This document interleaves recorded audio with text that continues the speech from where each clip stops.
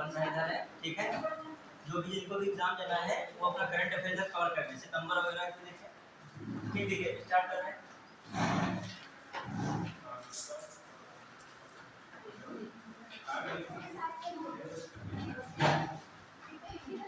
अभी हाल ही में राज्य खाद्य सुरक्षा सूचकांक आया है, उसमें टॉप कौन से राज्य है?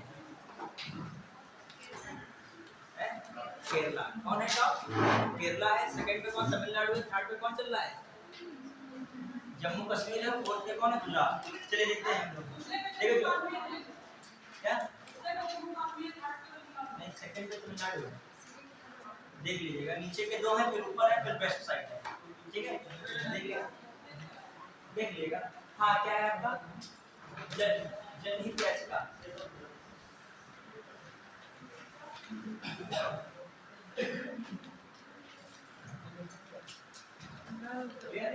बहुत सारे ऐसे क्वेश्चन करंट अफेयर में चल रहे हैं, नाम बदलने वाले हैं। बहुत सारी ऐसी पहल चल रही है, वो भी अपना करंट अफेयर में देखते रहिएगा। जैसे राज्य खाद्य सुरक्षा वाला मैंने क्यों कहा यहाँ पे, जो खाद्य सुरक्षा भी जनहित याचिका में आता है, समझ रहे हो कि नहीं? तो मेरे दिमाग में करंट से जुड़ा हुआ पॉइंट आ गया, जो खाद्य सुरक्षा के मामले में भी जनहित याचिका का मैटर बनता है। क्लियर है? चलिए देखते हैं इसमें जनहित याचिका। क्लियर, देखिए जो है आपका पीआईएल में क्या मैटर है, जनहित याचिका में समझिएगा। पूरा बेसिक से कर रहे हैं। यदि मान लीजिए आ जाए जनहित याचिका से आप क्या समझते हैं, समझाइए। तो सबसे पहले जनहित याचिका आप करंट वाला के बाद में देख लीजिएगा। इधर पहले इसको देख लो, ठीक है। हाँ, करंट में सबसे बड़ी प्रॉब्लम क्या है, पढ़ते समय याद रहता है लेकिन बाद में बहुत जल्दी उतर जाता है, ठीक है। तो करंट में क्या करो, पढ़ो, तो अपने को बार बार रिकॉल करो, रिवाइज करो। अपने जो है मित्र से बार बार कहो, इतने पेज से पूछो, जो मन पूछो, ये सब बनाओ, तभी एकदम दिमाग में कंठस्थ होगा। ठीक है, जनहित याचिका में सबसे पहले देखिए क्या है, ठीक है। कब जो है इसको रेगुलेट किया गया, फिर देखें इसके उद्देश्य क्या है, क्या इसके उद्देश्य क्या है। क्लियर, उद्देश्य क्या, विशेषता भी कह सकते हैं इसकी, क्या विशेषता क्या है, विशेषता क्या है। इसका देखा जाए किन विषयों से संबंधित हो सकते हैं, ठीक है। जैसे 1998 में सुप्रीम कोर्ट ने इसमें कहा कि जो जनहित याचिका पर कार्यवाही होगी तो वो जनहित याचिका कौन विषय से संबंधित होनी चाहिए। 2003 में फिर इसमें संशोधन किया गया, तो विषय को देख रहे हैं किन विषयों से संबंधित होना चाहिए। फिर देखिए हम लोग जनहित याचिका में पहली बात क्या है, उसके उद्देश्य और विशेषता क्या है, कब इसको रिफॉर्म किया गया, कब आया, और किन विषयों से है और किन विषयों से नहीं है, किन विषयों से संबंधित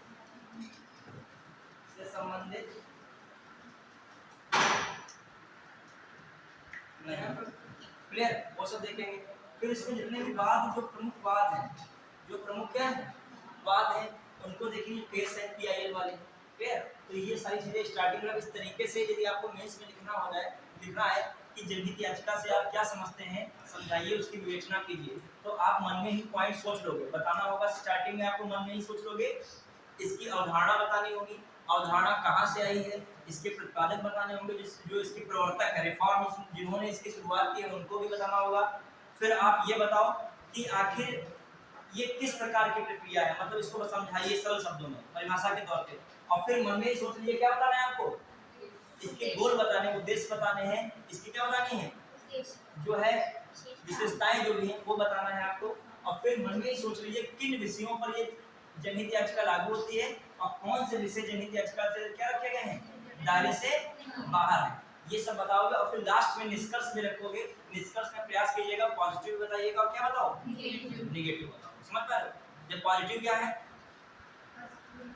जनसाधारण तक न्याय की पहुंच हो पाई है। क्लियर, पीड़ित वर्ग जो न्यायालय में नहीं आ सकता था, वहां तक न्याय सुलभ हो पाया है। ये सब क्या है, पॉजिटिव। नेगेटिव इम्पैक्ट क्या पड़ा है, पहले से ही न्यायपालिका पर बहुत सारा बोझ था, इसने बोझ को और बढ़ा दिया है, ठीक है। तो दूसरी बात आप नेगेटिव में क्या कर सकते हो, यह जो है कार्यपालिका और विधायिका में हस्तक्षेप करता है, जो कि लोकतांत्रिक व्यवस्था के एक नकारात्मक पहलू के रूप में है। समझ पा रहे कि नहीं? और तारीफ में एक ये बता दो कि न्याय जो है लोकतंत्र के लिए सबसे महत्वपूर्ण है, तो न्याय में भूमिका ये निभा रहा है। मतलब प्रयास करो पॉजिटिव भी लास्ट में खत्म करो और क्या करो निगेटिव, मतलब बहुत बैलेंस करके लिखा जाता है कि मतलब ये ना लगे निगेटिव में ऐसा बोल रहे हो कि एकदम पीआईएल के एकदम घुर विरोधी हो गए हो, और पॉजिटिव में सपोर्ट ऐसा भी नहीं करना बिल्कुल, अगर लग रहा है दो चार पीआईएल तुरंत एग्जाम देने के बाद सलाह से डालोगे जाके पीआईएल पे ही तो बहुत बैलेंस करके, ठीक है। अब आइए स्टार्टिंग करते हैं कहां से, जनहित याचिका क्या है स्टार्ट हो रहा है बेसिक से, ठीक है। अब इतने पे चलना है कम से कम, इतने जितने मैंने इसमें पॉइंट्स लिखे हैं दिमाग में रखना है। देखिए जब आप मेंस लिखते हो मन में सोच लिया जाता है कि ना नहीं सोचो 1.5 2 पन्ने में लिखोगे जल्दी जल्दी, पता कौन सी चीज छूट गई तो लिखते चले गए, बाद में याद आया लिखने के बाद अरे ये तो लाइन छूटी गई है, ठीक है। तो पहले से डायग्राम अपना बना लीजिए, लिखा नहीं होता बनाना होता है। सबसे पहली बात क्या है, पीआईएल की अवधारणा सबसे पहले अमेरिका में 1960 में देखी गई। कब देखी गई? 1960 में पीआईएल की अवधारणा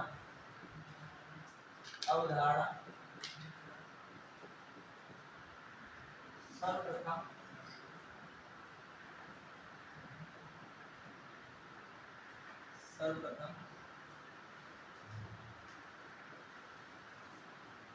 अमेरिका के विधिशास्त्रियों ने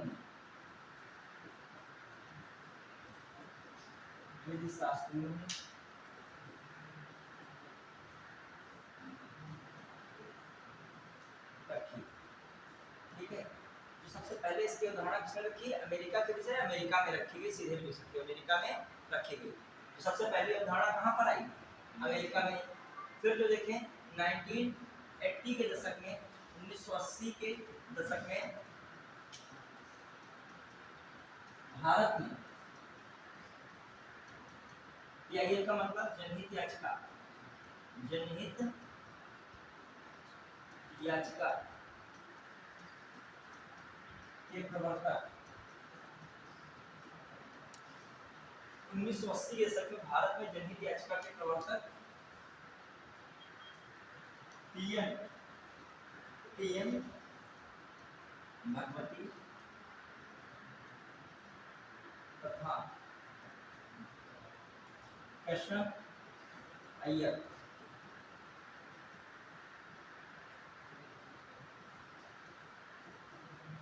को माना जाता है।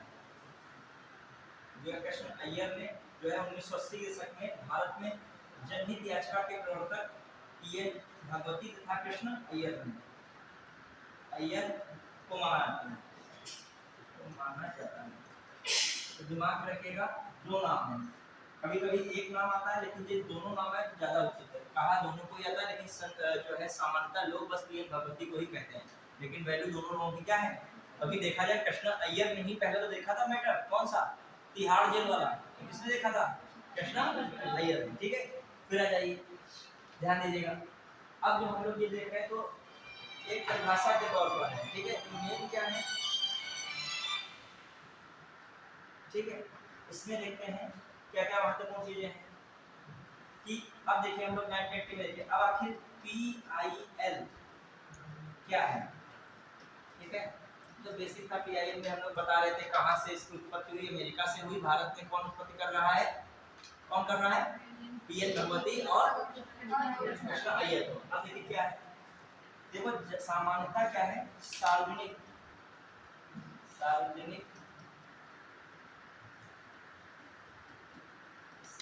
हितों की सुरक्षा हेतु मुकदमा दायर करना,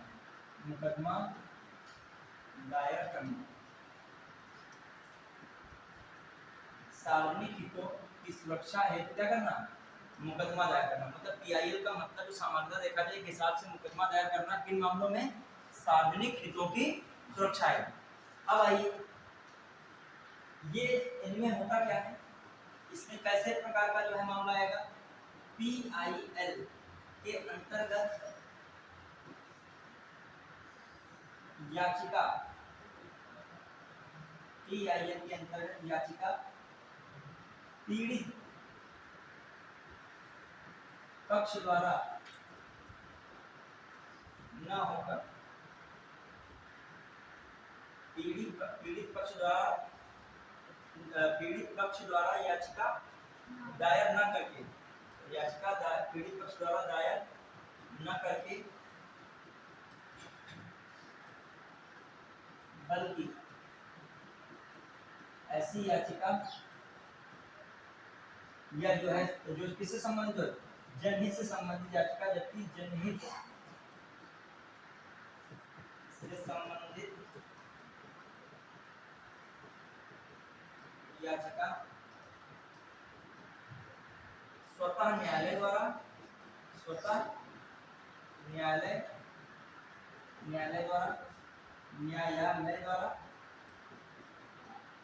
अथवा अन्य व्यक्ति या समूह द्वारा दायर की जाती है। ठीक है, कहने का मतलब ये है कि पीआईएल के अंतर्गत जो याचिका होगी पीड़ित पक्ष द्वारा दायर न करके बल्कि कौन, संबंधित याचिका स्वतः जो है क्या होगा, न्यायालय द्वारा अथवा व्यक्ति या समूह या संस्था द्वारा दायर की जाती है।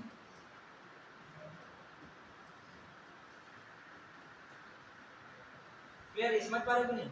कोई मतलब उसमें पीड़ित व्यक्ति नहीं दायर करेगा, कोई थर्ड पार्टी में न्यायालय स्वतः भी दायर कर सकता है और अन्य कोई व्यक्ति भी या समूह या संस्था दायर कर, ये याद रखिएगा, स्वतः न्यायालय भी दायर कर सकता है। ये इंपॉर्टेंट बात है।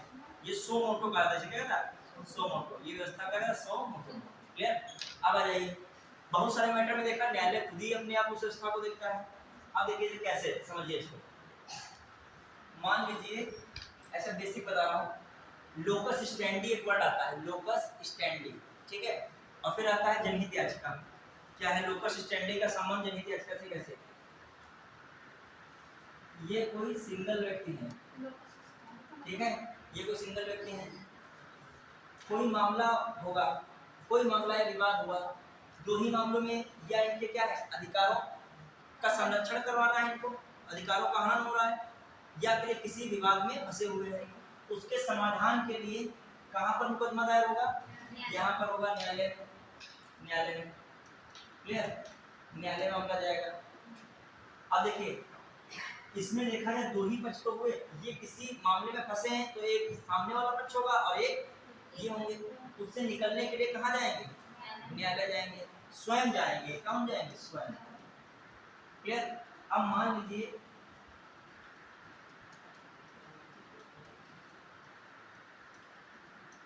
ठीक है, ये 3-4 लोग हो गए, ठीक। अब मान लीजिए किसी अन्य की, यहाँ की भी किसी की समस्या है, इनकी समस्या है, तो ये अन्य 3 लोग अपना समूह बनाए, ठीक है।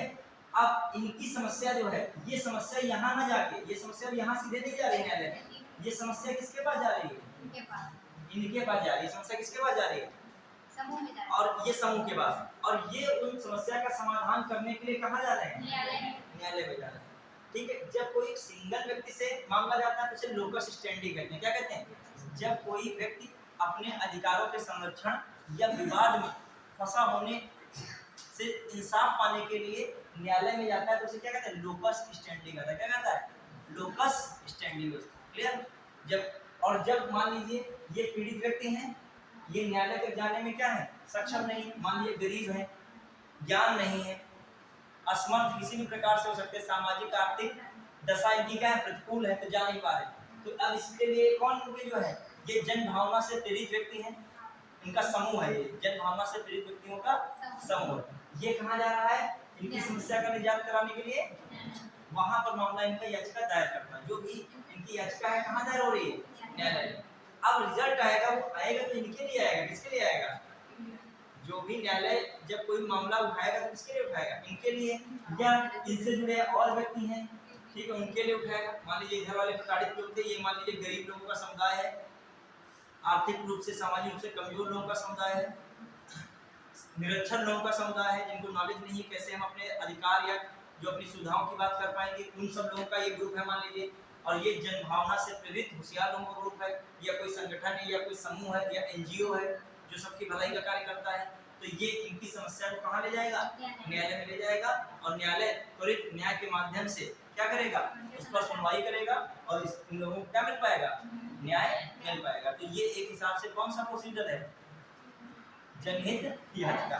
देखिए ये मेंस में है तो आप ये हंस रहे चित्र को बना नहीं सकते, ऐसा थोड़ी है, क्योंकि आपने बस समझाने का तरीका बेहतर होना चाहिए।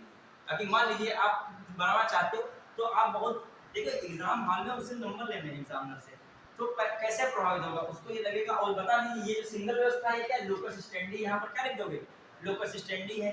ये व्यवस्था क्या है, जनहित याचिका की। कैसी व्यवस्था है, जनहित याचिका की। समझ पाया कि नहीं बात, चलिए आगे बढ़े। डायग्राम को मतलब थोड़ी ये मानो बिल्कुल दिख रहा हो आंख ना क्या बताया जाएगा इसमें, वो तो हम लोग क्या करें डमी के रूप में इंगित करा रहे हैं। तो इससे क्या निकला है ना, इस परिभाषा से क्या निकला, इससे पूरा परिभाषा बताइए। पीआईएल के अंतर्गत क्या हो सकता है, जो भाषा में फिर से हम लोग आए भाषा में, पीआईएल के अंतर्गत कोई भी व्यक्ति या व्यक्तियों का समूह या संस्था किसी पीड़ित व्यक्ति या समुदाय के लिए न्यायालय में जा सकता है। ठीक है, जा सकता है। जो समुदाय या जनता या वर्ग अज्ञानता में है, जो है सामाजिक आर्थिक रूप से प्रतिकूल दशा में है या गरीबी रेखा में है, तो उसके लिए जा सकता है। समझ पाया कि नहीं।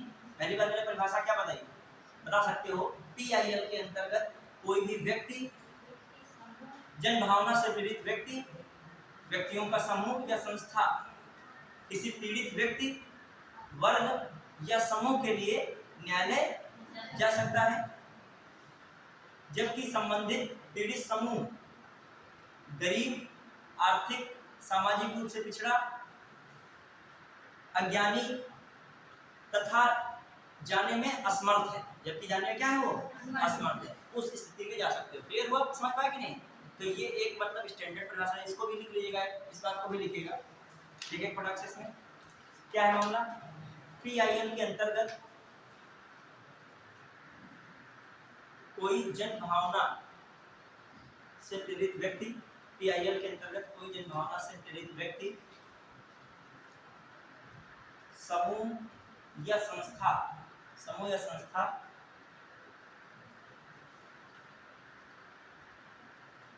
पीड़ित व्यक्ति, पीड़ित व्यक्ति या सार्वजनिक हित के लिए, या सार्वजनिक हित के लिए न्यायालय में जा सकती है, न्यायालय में जा सकता है, न्यायालय में जा सकता है। वरना न्यायालय में नहीं जा सकते, थर्ड पार्टी वरना न्यायालय में आप जो मामले में शामिल नहीं है वो न्यायालय में मुकदमा नहीं कर सकता। वही पक्ष और विपक्ष दो ही रहते हैं। ये केवल जनहित याचिका में है कोई आप जा सकते हो, वरना आपको नहीं जाने का। वरना फिर आप उसमें क्या है, या फिर पक्ष में है या फिर किसमें है, इसमें तो आप किसी में भी नहीं है। आप तो क्या कर रहे हो, फिर जो है जो पीड़ित पक्ष लिखेगा, जो पीड़ित समूह, जो पीड़ित समूह वर्ग, जो पीड़ित समूह वर्ग गरीब, गरीबी, जो पीड़ित समूह गरीबी, सामाजिक तथा आर्थिक रूप से प्रतिकूल दशा में, गरीबी, सामाजिक आर्थिक रूप से प्रतिकूल दशा में, अज्ञानता में हो, अज्ञानता में हो, अज्ञानता तथा असमर्थता में हो, तथा असमर्थ हो। ठीक है, क्या हो, असमर्थ हो। कहाँ तक, न्यायालय तक पहुंचने के लिए, न्यायालय तक पहुंचने के लिए असमर्थ हो, न्यायालय तक पहुंचने के लिए असमर्थ हो, न्यायालय तक पहुंचने के लिए असमर्थ हो। मतलब जो ये अज्ञान है, जो पैसा नहीं है, इनको नॉलेज नहीं है, कहाँ तक जाए, उनके लिए आप क्या कर सकते हो, बात कर सकते हो। कहाँ पे जाके, न्यायालय में। वही क्या है, जनहित याचिका है। अब आइए फिर जो दूसरा देखें हम लोग, जनहित याचिका की माँ कौन कहलाती है, मदर ऑफ पीआईएल कौन है, मदर ऑफ पीआईएल लिखिएगा, पुष्पा कपिला इंगो रानी। ठीक है, पुष्पा कपिला इंगो रानी, मदर ऑफ पीआईएल। कभी कहा था नाम में कुछ नहीं रखा होता। ठीक है, पुष्पा कपिला और पुष्पा कपिला हिंगो रानी क्या है, मदर ऑफ पीआईएल, पीआईएल की जननी। क्लियर? पीआईएल के जनक कौन थे? दो लोग कौन है, कृष्णा अय्यर और पीएन भगवती। क्लियर? अब आ जाइए, देखो एनसीईआरटी बड़ा सरल शब्दों में बताया गया है। एनसीईआरटी में सिंपल बताया है कि न्यायिक सक्रियता का मुख्य साधन कौन है, पीआईएल है। उन्होंने ज़्यादा सरल समझाया। 11वीं की पॉलिटी की चाहे आप एनसीईआरटी पढ़ लीजिएगा, बहुत अच्छी बुक है। 11वीं की पढ़िएगा, उसमें आपको सब मिल जाएगा, बहुत सरल शब्द मिलेगा। लेकिन बात यह है क्वेश्चन आता थोड़ा सा हार्ड शब्द में, मतलब वैसे ही आता है प्रवर्तन, उसमें बहुत सरल में समझाया गया। उसमें मतलब केस स्टडी तक कराया गया, कार्टून बना दिए गए, समझाया गया है। अभी से मान लिया आपसे पूछ लूंगा एक केस स्टडी के रूप में आप क्या निर्णय लोगे। कोई ऐसा मामला सपोज दैट है, आप न्यायाधीश हो, ऐसे उसमें वो आपको समझ विकसित करने के लिए रहता है। मान लीजिए आप न्यायाधीश हो और न्यायाधीश हैं और कोई आपके पास ऐसी याचिका आती है, उस याचिका में ये कहा जा रहा है, समझना ध्यान से, कि झुग्गी झोपड़ी में जो लोग रहते हैं शहर के, उनको हटाकर जो है एक साफ सुथरा क्या बनाया जाए, शहर बनाया जाए, जिससे सभी लोगों को जो है अच्छा वातावरण मिल सके, ये कहा जा रहा है। ठीक है, तो आप न्यायाधीश पर क्या फैसला करेंगे? उनको रहने की सबकी व्यवस्था मतलब दूसरी जगह कर दो। लेकिन यहाँ पर ऐसा कुछ कहा नहीं जा रहा ना, आप पैसे तो खर्च नहीं कर सकते हो। मतलब व्यवस्था ये है, मतलब एक याचिका दायर की झुग्गी झोपड़ी जो लग रहे हैं, इनको हटाकर विस्थापित किया जाए, कहा जा रहा है विस्थापित किया जाए। क्लियर? अब आइए दूसरी तरफ कहा जा रहा है, इससे जो जन सामान्य है उसको अच्छा वातावरण मिल पाएगा, रहने में सुविधाएं होंगी, बीमारी इत्यादि नहीं होंगी उनको भी, और जो समाज में रह रहे हैं उनको भी। बताइए, तो इसमें न्यायाधीश होने के स्थिति में आप क्या करेंगे? बताओ।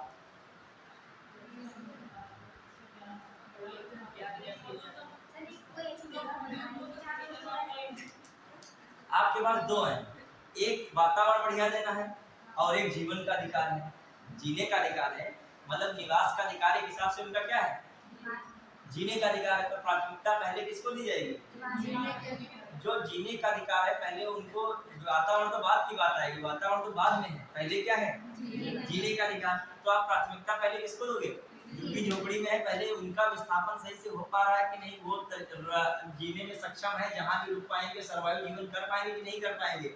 मतलब वो जो है उनकी व्यवस्था उधर हो नहीं पाई बिल्डिंग में रहने वाली, और इधर झुग्गी झोपड़ी तोड़ दी गई, फिर बारिश भी हो रही, ठंडा भी पड़ रहा है, फिर क्या होगा? तो एक व्यक्ति का जीने का अधिकार ही चला जाएगा वातावरण चक्कर में। तो पहला कार्य न्यायाधीश का यहाँ पर ये है कि उनकी व्यवस्था भली प्रकार से पहले सुनियोजित तरीके से हो जाए, तब अगला स्टेप ये वाला लिया जाए। उसमें वो देगा, कर क्या देगा, वातावरण के अधिकार से पहले जो है जीवन का अधिकार प्राथमिकता में। समझ पाए? कौन सा अधिकार प्राथमिकता में? और जीवन का अधिकार जानते हो, उसमें निवास का अधिकार है कि नहीं? जब आप पढ़ते हो आर्टिकल 21 उसमें कौन सा है, निवास का अधिकार। कॉमन सी बात वही आ जाएगा। ठीक है, चलिए, यदि आप सिविल सेवक बन रहे हो, न्यायाधीश बन रहे हो, तो आप अपनी स्थिति ना सोच के कीजिए, आप क्या करो, सामने वाले की सोच के बताइए। और ज्यादातर लोग क्या करते हैं, अपने ही सोच के बताते हैं। जो भी बताएंगे, गर्मी लग रही है तो अपने ही सोच के बता रहे हैं। यदि मान लीजिए कहा जाए कि पंखा नहीं चल रहा है, तो बस अपने ही को है, मतलब शायद ऐसे तुम शायद ज्यादा दवाई खाते हो, ज्यादा टैबलेट खाते हो, ठीक है, तुमको ज्यादा गर्मी लग रही हो, सामने वाले को क्या लग रहा हो, नॉर्मल मौसम लग रहा होगा। तुम नियम बना दो कि एसी चलेगी, 16 पे चलेगी, कि तुम सोच बैठे हो कि जो है हमें ही क्या लग रही है, ठंड लग, गर्मी लग रही है, तो इसका मतलब ये नहीं कुछ लोग जुकाम बुखार है और तबीयत खराब हो जाए। तो ये क्या है, कैसा किसको सोचना है, सबको सोचना है, सामने वालों को, तब चलना। तो आपने निष्कर्ष करो, एक केस स्टडी नॉर्मल करो, आपने निष्कर्ष निकाला कि 24 पे एसी चलनी चाहिए, जिसमें जो ठंडा वाले लोग हैं वो अपना फिर जाए होटल होटल कहीं जाए, रुके जाके, बहुत उनको ठंडा चाहिए, और जो नॉर्मल है उनको भी खांसी वगैरह इत्यादि ना है। ठीक है, मतलब हर चीज का आपको बैलेंस करना है, अपने को नहीं सोचना है, आपको गर्मी लगे कोई मैटर नहीं करना है। ठीक है, आइए, मतलब आप अब देखिए क्या है विशेषता, इसमें देखिएगा विशेषता। अच्छा, पीआईएल के नाम में पूरे लिखिएगा, पीआईएल को अन्य नाम से भी जानते हैं, फुल फॉर्म लिखिएगा, क्योंकि जनहित याचिका कहते हैं, जनहित याचिका जानते हैं, जनहित याचिका, इसे क्या कह रहे हो, पब्लिक इंटरेस्ट लिटिगेशन। और दूसरा इसका नाम है सामाजिक क्रिया याचिका। इसे क्या कहते हैं, सामाजिक क्रिया याचिका, SAL। क्लियर? फिर आइए दूसरा रूप क्या था, CAL। इसे क्या कह सकते हैं, वर्ग क्रिया याचिका। CAL clear. फिर आ जाइए तीसरा, जो दूसरा हो गया और ये तीसरा, आई चौथा में कौन है, वर्क क्रिया का। अब जो देखें सी जो है क्या बन सकता है, सामाजिक सामाजिक जनहित याचिका। सामाजिक हित याचिका है तो सामाजिक जनता, सामाजिक हित याचिका मतलब क्या होगा, SIL क्लियर। पब्लिक इंटरेस्ट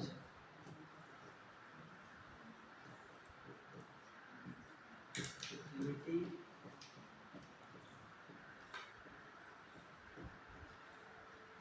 और ये क्या है, social action litigation.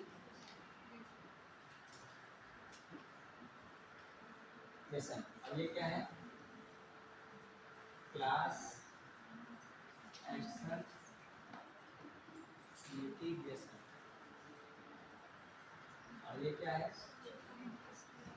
Social interest क्या है,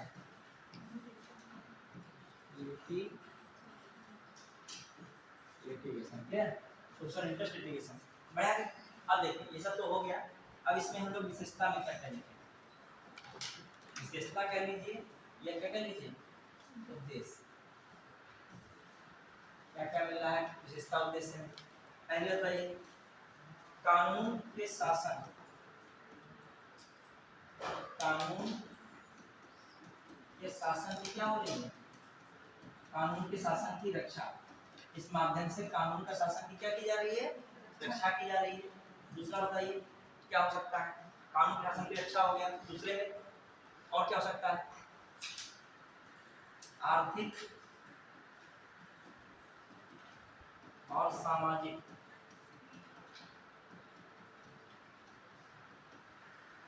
रूप से कमजोर वर्गों के लिए न्याय तक पहुंच, न्याय तक क्या हो रही है, पहुंच हो रही है। मतलब जो देखा जाए इसकी विशेषता कह लीजिए, उद्देश्य, इसका उद्देश्य क्या है, आर्थिक और सामाजिक रूप से कमजोर वर्गों तक किसकी पहुंच की जा रही है, न्याय की पहुंच हो रही है। ये भी एक उद्देश्य में हो सकता है। और एक उद्देश्य में क्या सकता है, मौलिक अधिकारों की सार्थकता बनाई जा रही है, मौलिक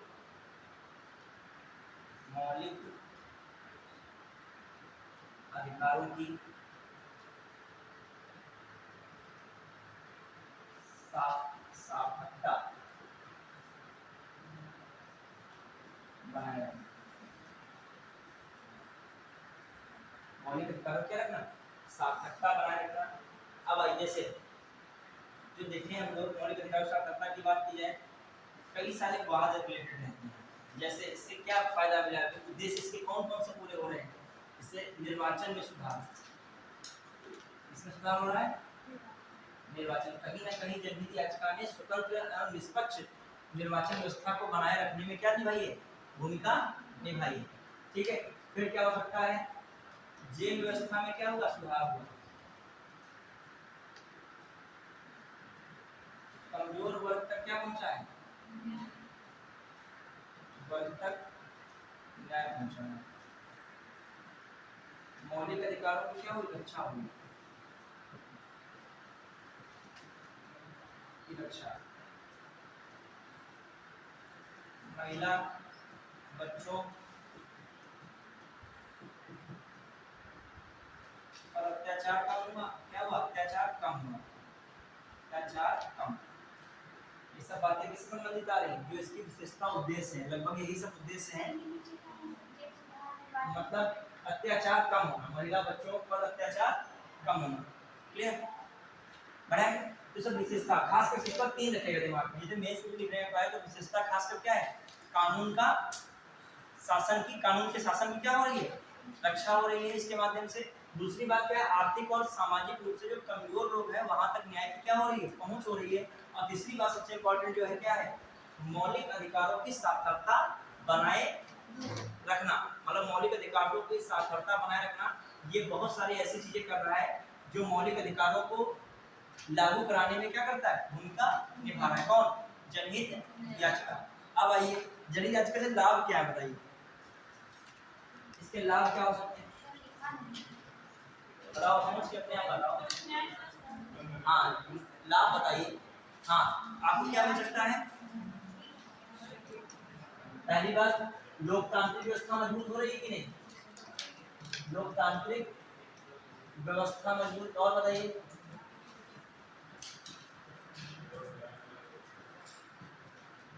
हाँ कुछ ऐसा भी हो सकता है कि उद्देश्य और लाभ दोनों एक चीजें लगती हो। और बताइए दूसरी बात आप लोग भाई बताइए, त्वरित न्याय, न्याय भी आता है, त्वरित न्याय रहता है। त्वरित न्याय कभी कभी लंबित भी हो सकता है, 1-2 साल भी लग सकता है, पेंडिंग मामला ये है और सुप्रीम कोर्ट हाई कोर्ट इतना नहीं संज्ञान ले पाता, तो न्याय देर भी हो सकता है, लेकिन प्रयास रहता है त्वरित न्याय हो। ठीक है, मामले के आधार पर देखा, किसके आधार पर देखा जाएगा, कौन सा मामला है, मामले के आधार पर न्याय होगा।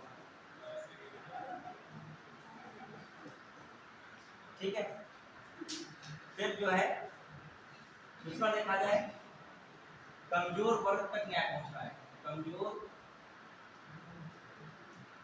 वर्ग तक न्याय पहुंच रहा है। फिर बताइए क्या हो सकता है, और इसमें मतलब जो देखा जाए जनहित याचिका में बताइए, सार्वजनिक हितों की पूर्ति हो रही है कि नहीं, तो सार्वजनिक हित पूरे हो रहे हैं कि नहीं, लोक महत्व के मामले उठाए जाते हैं तो उससे सार्वजनिक हित क्या होते हैं, पूरे हो रहे हैं, तो सार्वजनिक हितों की पूर्ति होती है, सार्वजनिक हितों की क्या हो रही है, पूर्ति है। और जो है क्या हो सकता है बताइए, और दिमाग लगाइए, यही सोचिए चीज समझे होते तो उसके बारे में व्यापक दृष्टिकोण लिखना आपका है। और क्या जनहित याचिका से लाभ हो सकते हैं, मौलिक अधिकारों की रक्षा हो सकती है, चलिए ये भी हो सकता है, मौलिक अधिकारों की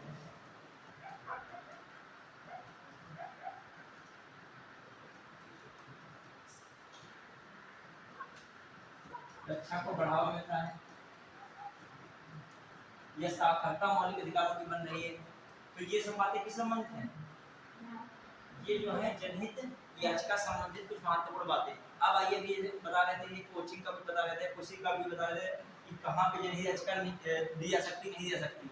तो कुछ ऐसे व्यवस्थाएं हैं जहाँ पे जनहित याचिका नहीं आ सकती, डिफाइन किया गया है कि उन क्षेत्र में जनहित याचिका को कोई महत्व नहीं है। जैसे मालिक और किराएदार, उनसे संबंधित कोई मामला है तो जनहित याचिका को मैटर नहीं, समझ पाए कि नहीं, मालिक और किराएदार के बीच तुमको लग रहा है कि थर्ड पार्टी बनके जो है कुछ कर रहे हो कि वहां बढ़वाने की या घटवाने की किराएदारी कर रहे हो, ये कोई मैटर नहीं करेगा। ठीक है, ये दूसरा, सेवा में पेंशन या ग्रेजुटी वगैरह को बढ़ाने घटाने के लिए भी आप जो है जनहित याचिका नहीं कर सकते। क्लियर, केंद्र सरकार, राज्य सरकार या स्थानीय सरकार के विरुद्ध शिकायत को जनहित याचिका में इस्तेमाल नहीं कर सकते, क्योंकि जनहित करना है ना आपको, आप राजनीति में चले गए, कहाँ चले गए हैं, राजनीति में जाना तो सीधे सीधे न्यायालय में जो मुकदमा इत्यादि है वो करिए, उसके लिए प्रावधान है। यहाँ पर क्या छिपा होना चाहिए हर जगह, जनहित।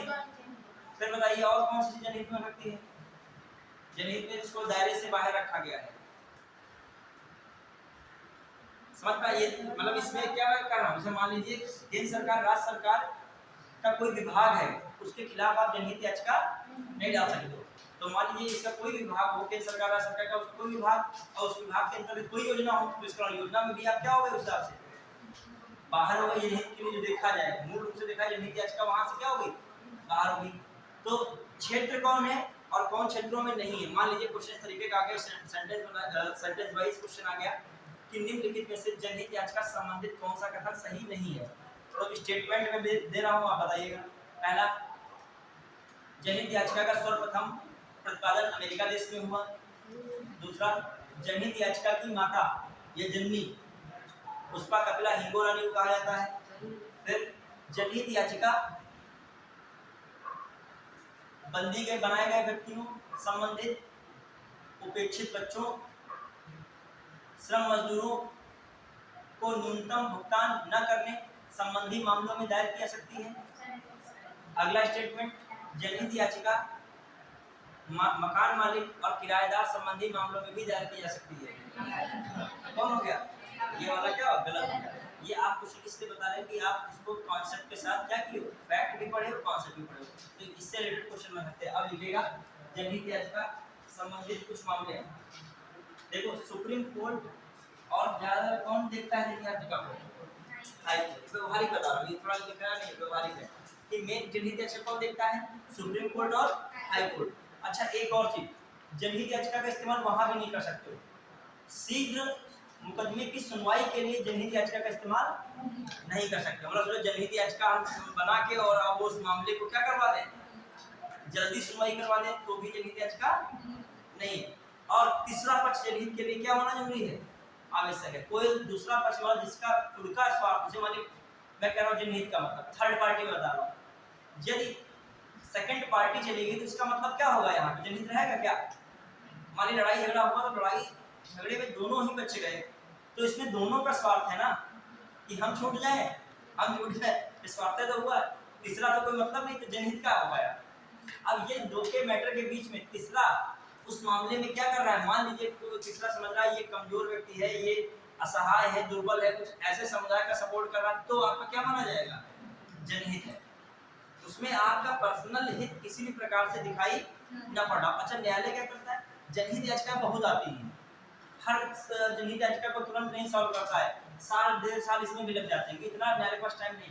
वो देखता है जनहित याचिका किस मामले से, मतलब पर्यावरण प्रदूषण संबंधित कोई मामला है और उससे बीमारी जो है ऑक्सीजन जो नहीं होता है आपका रेस्पिरेटरी सिस्टम वाली बीमारी फैलती जा रही है, तो इस पर वो त्वरित कार्रवाई करेगा। क्यों? क्योंकि ये सबसे संबंधित क्या है? मामला है। मूल अधिकारों का हनन मान लीजिए किसी मामले में हो गया है, तो ऐसे मामले में भी सुप्रीम कोर्ट क्या करेगा? कार्रवाई करेगा। अब मान लीजिए कोई छोटा मोटा मैटर पड़ा है, आप उसको जनहित में भेजे पड़े हो, तो कहाँ से जनहित में देखेगा? इतने करोड़ों पेंडिंग केस हैं, तो नहीं देखता है। देखा होगा कि कोई मामला होता है, सुप्रीम कोर्ट खटाक से देखता है, तो ज्यादातर लोग कहते हैं ये मामला देखो सुप्रीम कोर्ट ने देख लिया, वो मामला सुप्रीम कोर्ट ने नहीं देखा। तो वो तो नियम ही है, प्रायोरिटी बेस्ड मामला देखा जाएगा। जो भी कोर्ट में होता है, ये नहीं आपका नियम होता है कि फाइल रखी है सीक्वेंस से देखना है, ये कोई नियम नहीं है। जो जितना महत्व का है उसको उतने हिसाब से देखेंगे। मान लीजिए राहुल गांधी और मोदी जी का कोई मैटर फंसता है, तो रात में भी कोर्ट खुल के सॉल्व कर दिया जाता है, ठीक है, सपोज दैट आगे टाइम तक बढ़ा दिया जाता है, क्योंकि वो फिर मामला देखा था ना। मामला क्या है? कार्यपालिका का बड़े स्तर का मामला है, और आपका भी मामला पड़े तो जिला न्यायालय में भी मौका लगेगा, क्या लग सकता है? समय लग सकता है, ठीक है। और वहां पर सुप्रीम कोर्ट जो है एक्स्ट्रा काम करके उस मामले को क्या कर देगा? जल्दी से जल्दी समाधान कर देगा। अब ये मैटर हुआ लेडीज का प्रकरण, तो उसमें देखो हाई कोर्ट और सुप्रीम कोर्ट कितना फास्ट तरीके से दलील देने लगे। या आप कभी देखिए कोई मामला मूल अधिकार संबंधित आता है, या कोई मामला जैसे एनजेसी था, एनजेएसी संबंधित था, कि उसमें कार्यपालिका किसमें इंटरफेयर आ रहा था? न्यायपालिका में। और सुप्रीम कोर्ट ने तुरंत समय लगाया क्या उसमें?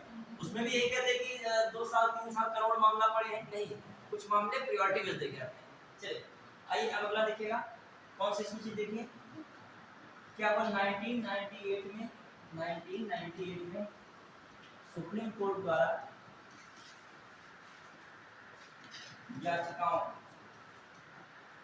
याचिकाओं पर कार्यवाही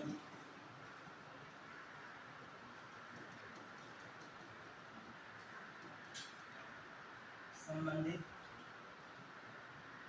बताएगा, संबंधित बातें बताइए।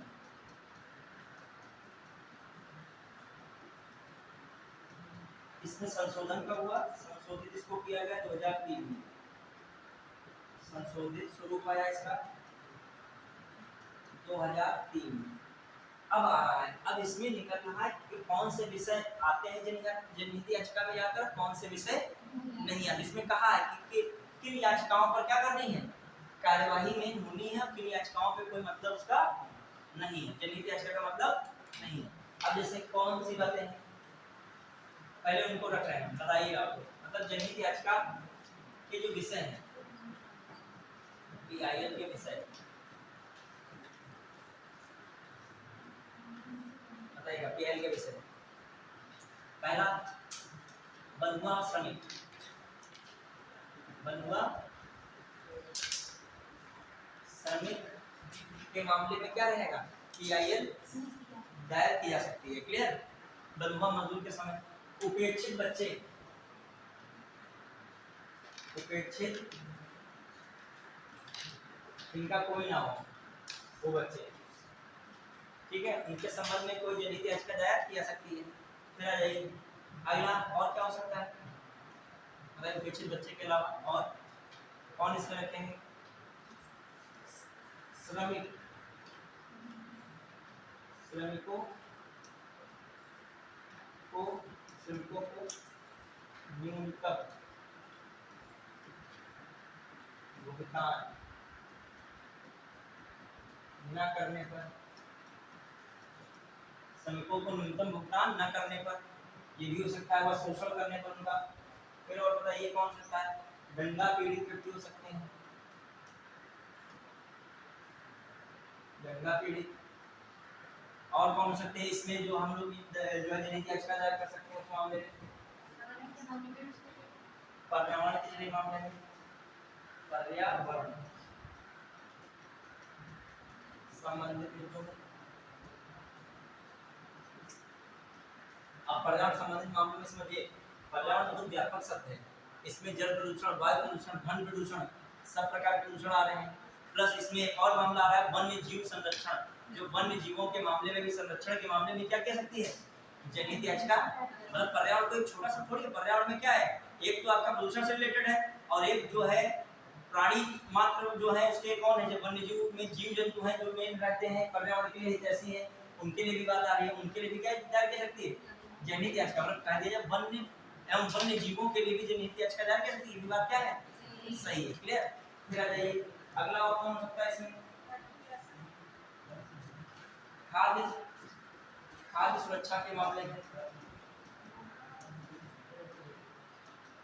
शुद्ध चीज मिलना सबके लिए आवश्यक है। मान लीजिए पनीर में मिलावट सबसे देखी जाती है, पनीर सबसे ज्यादा जो है पोषक तत्व में आता है, शाकाहारी के लिए प्रोटीन होता है, स्वाद में सबसे बेहतरीन सब्जी पनीर की मानी जाती है शाकाहारी, ठीक है, और उसमें बड़े स्तर पर मान लीजिए मिलावट होती हो तो फिर क्या है, ये भी एक जनहित याचिका डाल के इस पर भी कार्यवाही करवाई सकती है कि जो होटल वगैरह है वो पनीर मान लीजिए सही नहीं दे रहे हैं। अब देखो ग्रेवी एक अच्छी बना देंगे, सब बना देंगे, लेकिन पनीर जो है जाने नहीं पाओगे पनीर रियल में बना किसका है, रियल में दूध का बना है या मिलावट वाला क्या है पनीर है। तो एक खाद्य सुरक्षा मामले में फिर इस पे केस शायद हुआ भी था, हाँ ये पनीर वाला मैटर हुआ, तो तिरपल तो लड्डू वाला, वो तो लड्डू वाला, ठीक है।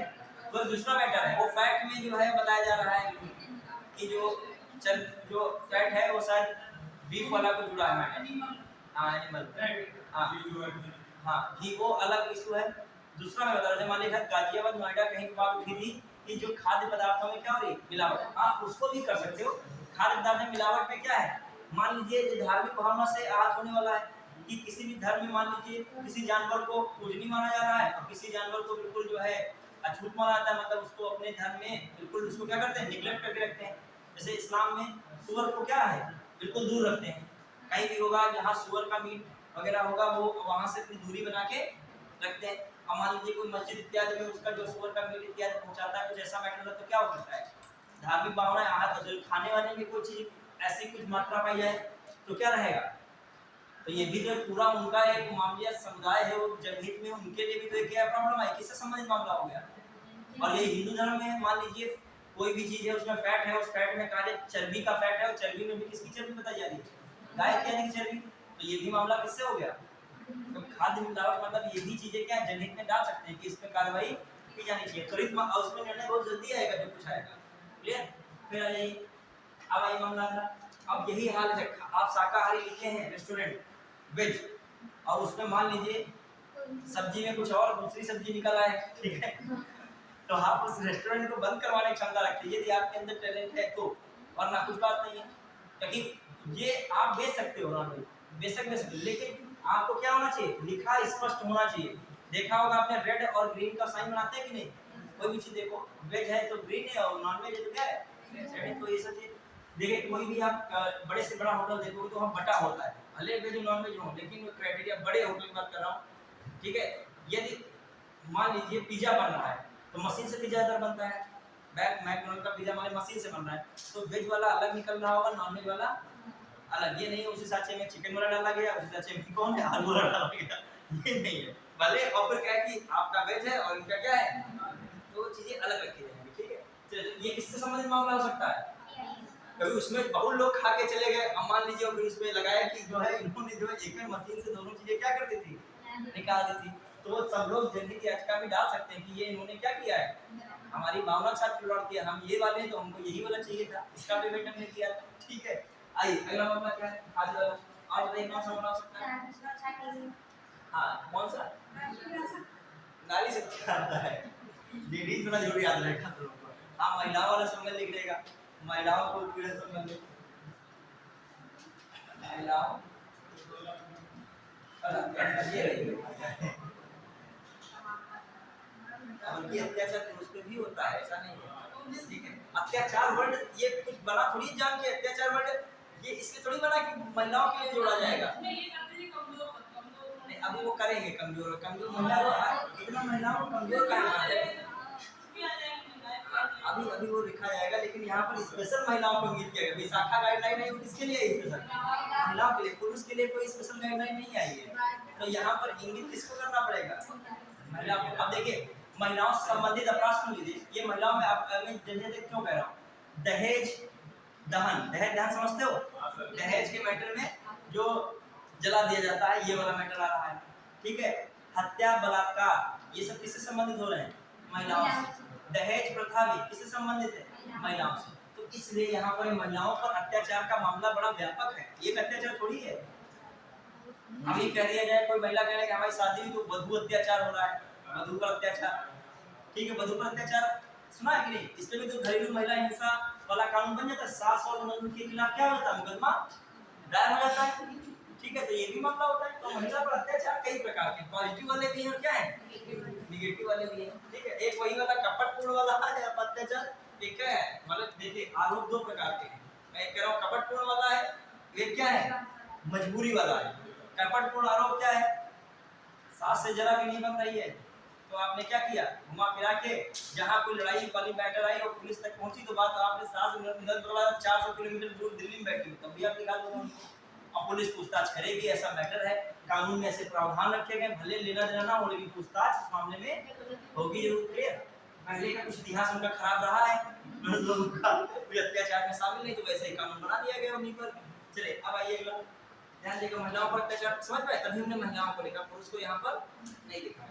अब आइए, अब जो है SC ST एवं आर्थिक रूप से कमजोर वर्ग के लिए, रूप से कमजोर वर्गों के लिए, वर्गों पर अत्याचार पर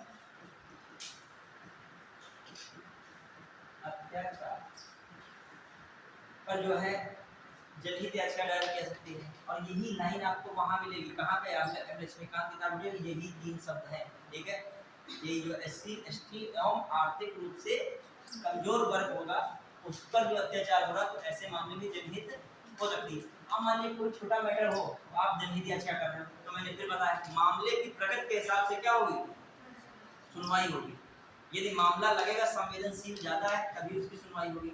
और अगर रंजिश में 2-3 लोग लड़ाई झगड़ा हो गया, उसी लिए तो जनहित याचिका जान गया, वीडियो दायर में पता ही चल जाएगा कि देखिए सुप्रीम कोर्ट बहुत व्यापक है, उसको संविधान वगैरह से बहुत व्यापकता से पता है, वो तुरंत डिफाइन कर देगा कि ये कोई खेत खलिहान का मैटर होगा, तो या कहीं जा रहे होंगे, लड़ाई झगड़ा आपस में हो गया, इसीलिए जनहित याचिका में आते हैं। वो कोई मूल अधिकार वाला होगा, तुरंत समझ जाएगा कि ये सबके हित की बात है, अहित की बात है। फिर आइए, और कौन मैटर हो सकता है,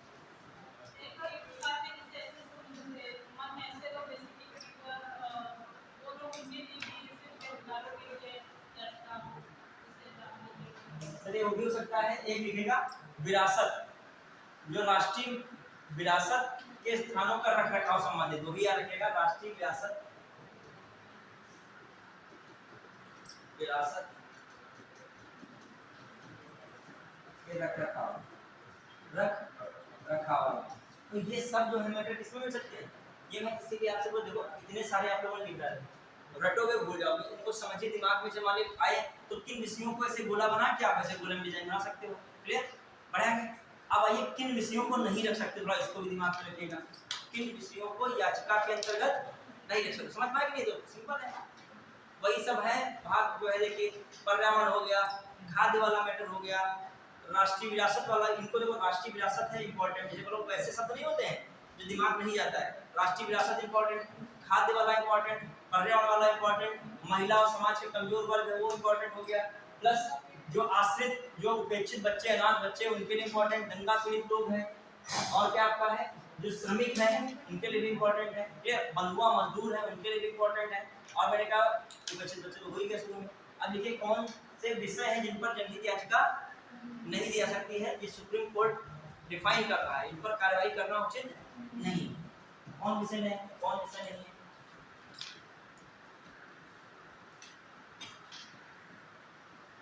PIL से संबंधित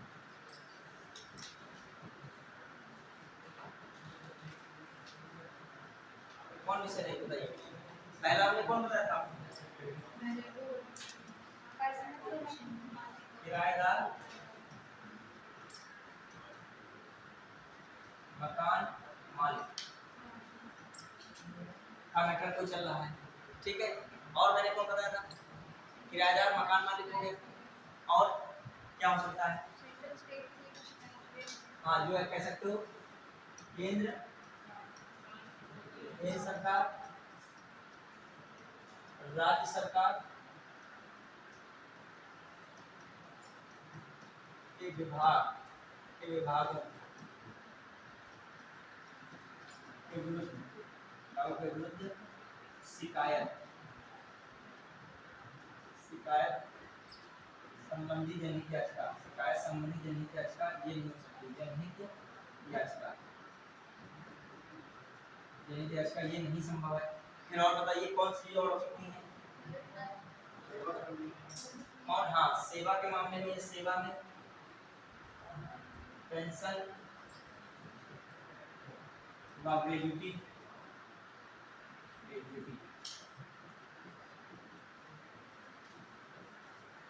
जो मतलब तो कितना बढ़ाया जाए, कितना जो है पेंशन है, कितनी उस पर ग्रेजुटी, कितना मतलब एक्स्ट्रा उस पर महंगाई लगाया जाए, इसके लिए जनहित याचिका के रूप में यूज नहीं कर सकते हो। अपना आंदोलन करो, धरना करो, वो अपना है, मतलब जनहित याचिका का यूज नहीं होगा, ठीक है।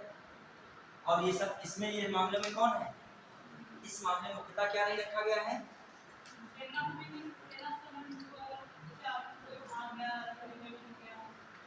अब जो है सेना भी हो सकता है, सेना का अपना अलग मैटर है, उसमें क्या जनहित का कोई मैटर ही नहीं, वो अपना जो है जनहित से उसका कोई सीधा से संबंध नहीं है। तो अब आइए, ये सब हमने पढ़ाया, अभी दो चार बातें और बतानी है। सिद्धांत किस सिद्धांत पर ये कार्य करेगा, लेकिन एक दो क्वेश्चन मुझे बताओगे, पूछने जा रहा हूँ, और समझते मतलब फैक्ट नहीं है, बस समझना है। बताओगे आप? बताइएगा, दिमाग लगा के बताइएगा। जब आप क्वेश्चन को अच्छा बताते हैं तो आपके अंदर कॉन्फिडेंस बूस्ट होगा कि हम पढ़ रहे थे, सही दिशा में पढ़ रहे हैं, पीसी में क्वेश्चन आएगा तो कर लेंगे। अभी बात सब बताने हैं, बात रखना है बच्चा, ठीक है। अभी तुरंत पहले बताइए, फिर बात स्टार्ट करें। बात सारी जो है मैं लिखा दूंगा लाइन से।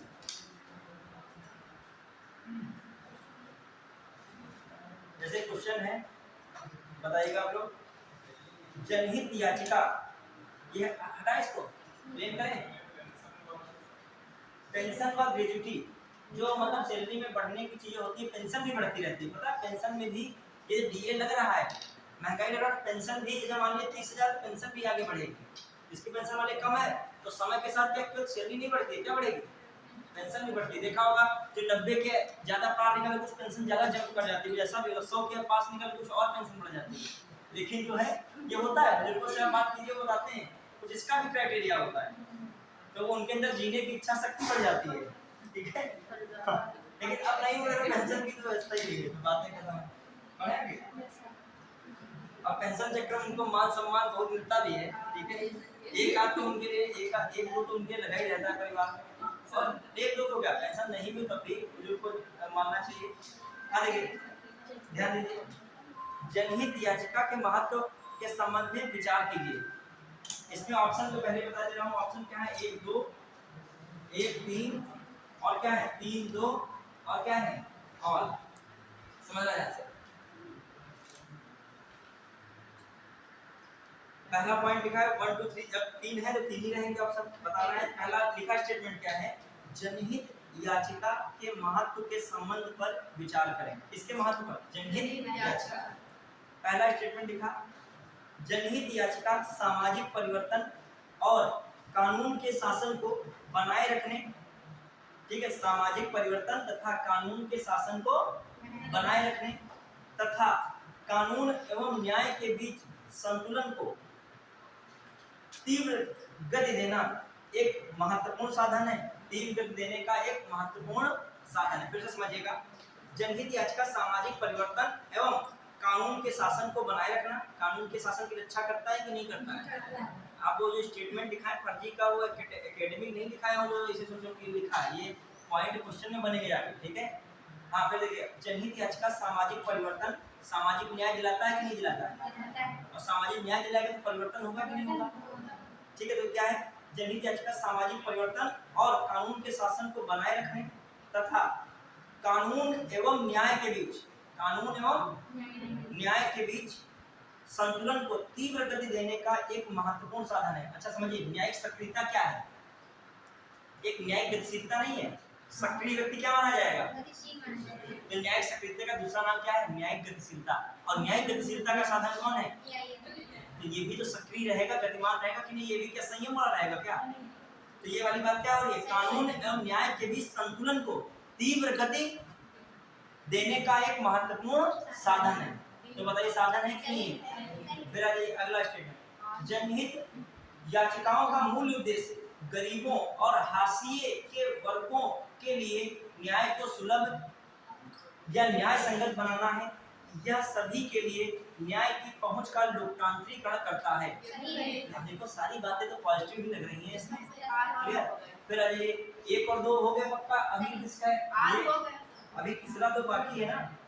फिर अदालतों में लंबित मुकदमों की संख्या पहले से ही अधिक है और जनहित याचिका का दुरुपयोग बढ़ रहा है। जनहित याचिकाओं का दुरुपयोग बढ़ रहा है। इसमें उसने ऊपर ही स्टेटमेंट में लिखा है महत्व बताना है। क्या बताना है? महत्व बताना है। और लास्ट वाली लाइन क्या बता रही है? निगेटिव इम्पैक्ट बता रही है। याद ये भी रखिएगा, भले वो बात सही है लेकिन किस संदर्भ में सही है, समझ पा रहे हो कि नहीं? वो महत्व में सही है कि उसकी कमी में सही है? देखो धीरे धीरे आपका लेवल बढ़ेगा, इसमें रखने वाला धीरे धीरे कॉन्सेप्ट वो भी हट जाएगा। देखो क्या मामला मैं कह रहा हूँ, उसने ऊपर ही कह दिया जनहित याचिका का महत्व कहा है। उसने क्या कहा है? महत्व। और लास्ट लाइन क्या कह रही है? अदालतों में लंबित मामलों की संख्या पहले से ही अधिक है और जनहित याचिकाओं का दुरुपयोग बढ़ रहा है। तो महत्व बता रहा है क्या? तो ये वाला तो हट गया। तो कौन सा ऑप्शन बचा? याद रखिएगा, क्वेश्चन को पूरा पढ़े। कौन सा ऑप्शन निकला? 1 और 2। क्लियर? बढ़ा के तो दिमाग में आपको इस तरह के क्वेश्चन भी रखने हैं। यदि आप पढ़े हो तो घबराइएगा नहीं। लाइन बना रहा है, तीव्र न्याय दिलाना, कॉन्सेप्ट तो एक ही निकल रहा है। सब जो है कमजोर तबके तक न्याय पहुंचाना है। और न्याय कैसा? अभी तुम लोगों ने लिखा, त्वरित न्याय लिखा था कि नहीं? त्वरित न्याय भी है। फिर एक बात लिखी गई थी, क्या था? हाशिए वर्ग को पा ही गया उसमें। तो ये सब बातें किससे संबंधित है? जनहित याचिका। एक क्वेश्चन और बताइए।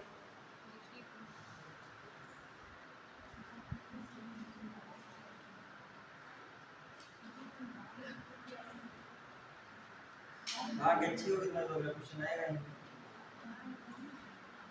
चलिए अगला लिखिएगा, ये तो हो गया, ठीक है।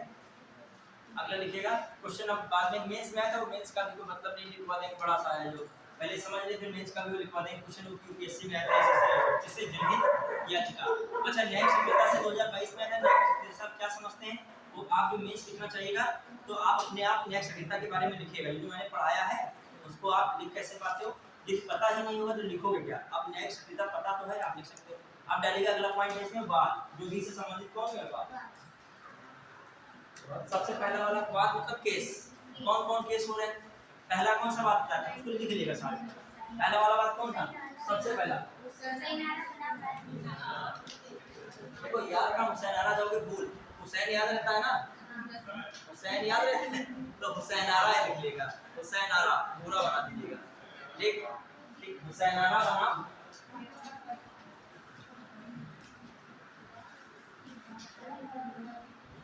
बिहार सबके सन भले ना याद हो लेकिन कुछ के सन जरूर याद रख लीजिएगा। कौन है ये?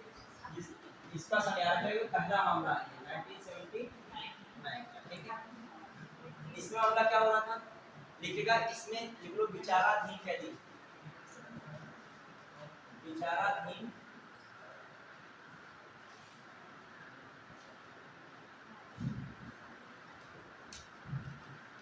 कैदियों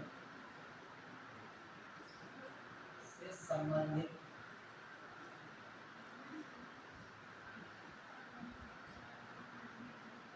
विचाराधीन कैदियों से संबंधित मामला था।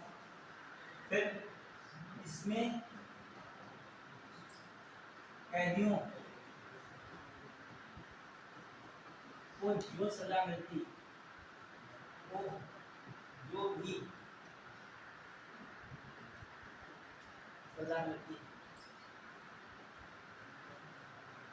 उससे भी ज्यादा, उससे भी ज्यादा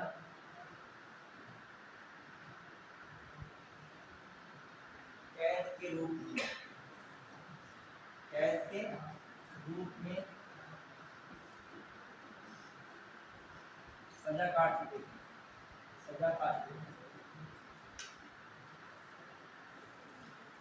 मतलब जो सजा थी उससे भी, जो जिस अपराध, जिसमें कैदियों को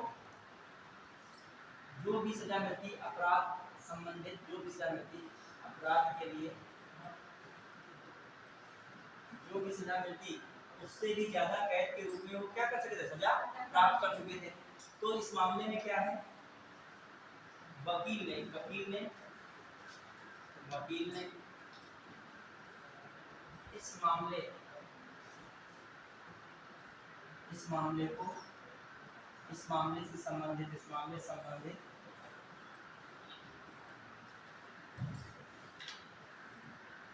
न्यायपालिका में या सुप्रीम कोर्ट में याचिका दायर की।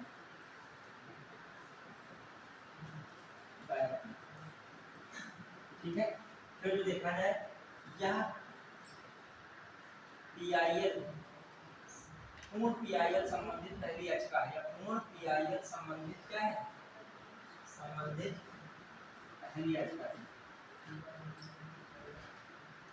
पहली याचिका। फिर देखिए इसमें इस जो बात कौन नाम दिया गया, हुसैन आरा बनाम बिहार राज्य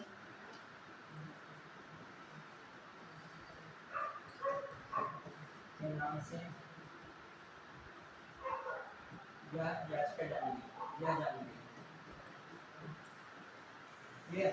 तो याद रखिएगा, बात का मतलब जैसे मान लीजिए कुछ कहानी बना के पूछे तो मतलब यही था कि जो कैदी थे विचाराधीन, वो भी सजा नहीं प्राप्त किए थे, उन पर निर्णय नहीं आया था, लेकिन जो अपराध किए उस पर निर्णय आता भी तो इतनी ज्यादा सजा उनको नहीं होती। एक लाइन होने के 40,000 कैदियों को मुक्त किया गया। फिर क्या किया गया, 40,000 विचाराधीन कैदियों को मुक्त भी किया गया। इस मामले में सोचो कितना ज्यादा पुण्य कमा लिया होगा कि कितने कैदियों को इस मामले ने क्या करा दिया, सब जो है मतलब अगरबत्ती चला रहे होंगे, उनको लगा रहे होंगे भी फोटो, उनको याद करके, भले जिंदा हो लेकिन उनको मान सम्मान कितना दे रहे होंगे मन ही मन में कि इनकी वजह से हम लोग क्या हो गए, जिंदा हो गए। मतलब कितने दिन तक और अभी रहते, सजा वजह की सुनाई जाती, फिर इतने साल सजा हम लोग अभी काटते। मान लीजिए इतने साल सजा, हमारे 10 साल की आपको इस अपराध में सजा होती है।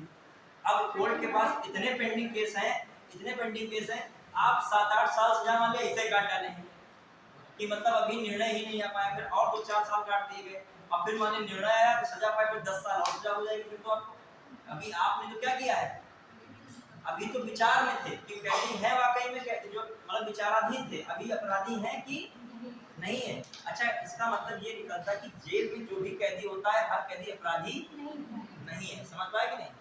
तो एक सेंटेंस ये बनाया जैसे ही है कि नहीं, आप जो है जेल में सोचते हो कि हर जो वहाँ पे कैदी आपको क्या दिखता है, अपराधी। तो मैंने एक बात कही हमेशा कि 100% कहीं भी चीज गलत नहीं होती, 100% कहीं भी क्या नहीं होता है, सही।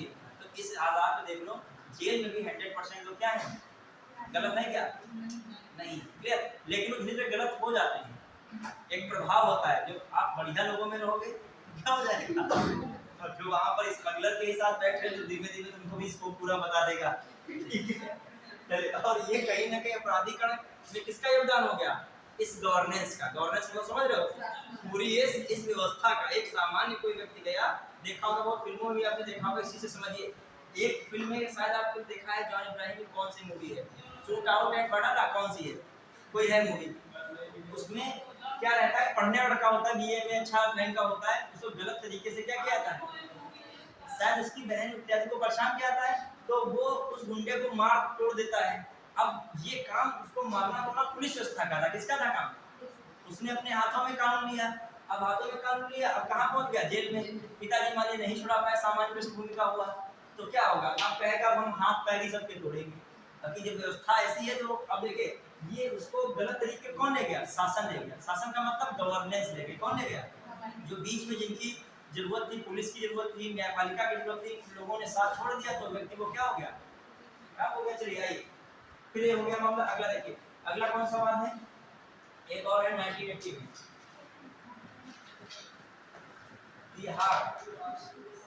तिहाड़ जेल में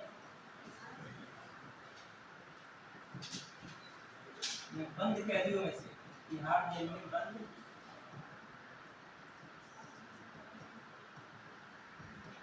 कैदियों में से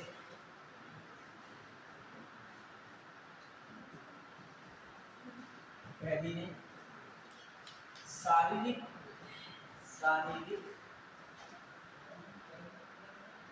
यातनाओं संबंधित मामले पर न्यायाधीश कृष्णा अय्यर को पत्र लिखा। अब देखो ये पत्र लिखा गया, अब बताओ ये पत्र के माध्यम से थर्ड पार्टी ने तो किया नहीं है इस मामले में। देखो तभी मैं कह रहा हूँ जनहित याचिका क्या होता है, एक तो थर्ड पार्टी द्वारा हो, तो यही कहा केवल थर्ड पार्टी द्वारा जनहित याचिका नहीं, जनहित याचिका में कौन, न्यायालय स्वतः भी संज्ञान ले सकता है। तो अब इसी पत्र को न्यायालय ने क्या बना दिया, माध्यम बना दिया और स्वतः संज्ञान ले लिया, ठीक है। फिर इसमें देखा है न्यायमूर्ति कृष्णा अय्यर ने इस पत्र को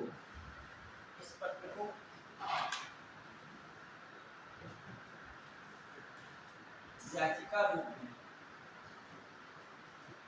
मानकर संबंधित मामले पर सुनवाई हुई। संबंधित मामले क्या की सुनवाई हुई।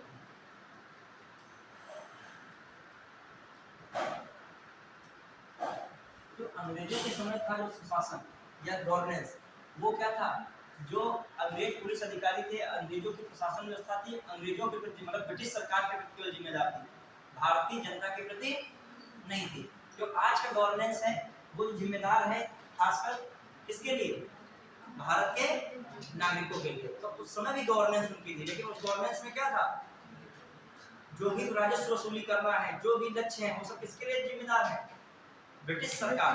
तो जनता इसमें क्या दिक्कत जाती थी। अब देखो ये जो मामला आ रहा है कि इस मामले की क्या की सुनवाई किसने, कृष्णा अय्यर ने। अब बताओ ये देखा जाए कौन सा सो मोटो आ गया, यहाँ पे कौन आ गया, सो मोटो। या दूसरी बात है न्यायालय द्वारा स्वतः संज्ञान में दिया गया मामला, न्यायालय द्वारा स्वतः मामले को देखना। और कैसे मामले को देखना, जो क्या हो, जनहित वाला जनहित मामले। बहुत सारे न्यायालय दिया नहीं करता आदेश कि वायु प्रदूषण बहुत ज्यादा हो रहा है तो अब 2000 सीसी से ऊपर गाड़ियां इस शहर में नहीं चलेंगी, सब नहीं देता आदेश वगैरह। वो किस मामले में देता है, जनहित जहां पर छिपा होता है। कौन देगा इस मामले में आदेश, न्यायालय स्वयं भी दे सकता है। कभी भी कोई मतलब याचिका नहीं भी दायर कर रहे हो लेकिन सबसे जुड़ा मैटर है तो क्या दे सकता है, स्वयं याचिका दायर कर सकता है। तो आइए ये कौन सा मामला था, ये इसको वाद का कहते हैं, क्या कहते हैं वाद का, हाँ ये दिया सुनील बत्रा बनाम दिल्ली प्रशासन। नाम कौन है, दिल्ली प्रशासन। क्लियर। अब आ जाइए दूसरा वाला कौन था, देखिएगा, पढ़ाए सिंपल है, तो वही है 1980 वाला, पढ़े अभी अब आइए अगला, अगले में कौन सा मैंने बताया था एक? हाँ, एक एसपी गुप्ता लिख लेगा, एसपी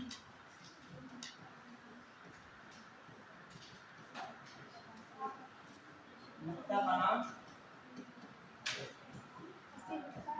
भारत संघ। इसमें क्या मामला आया था?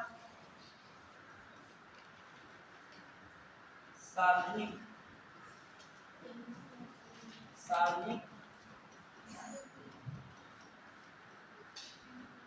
हितों के निवारण के लिए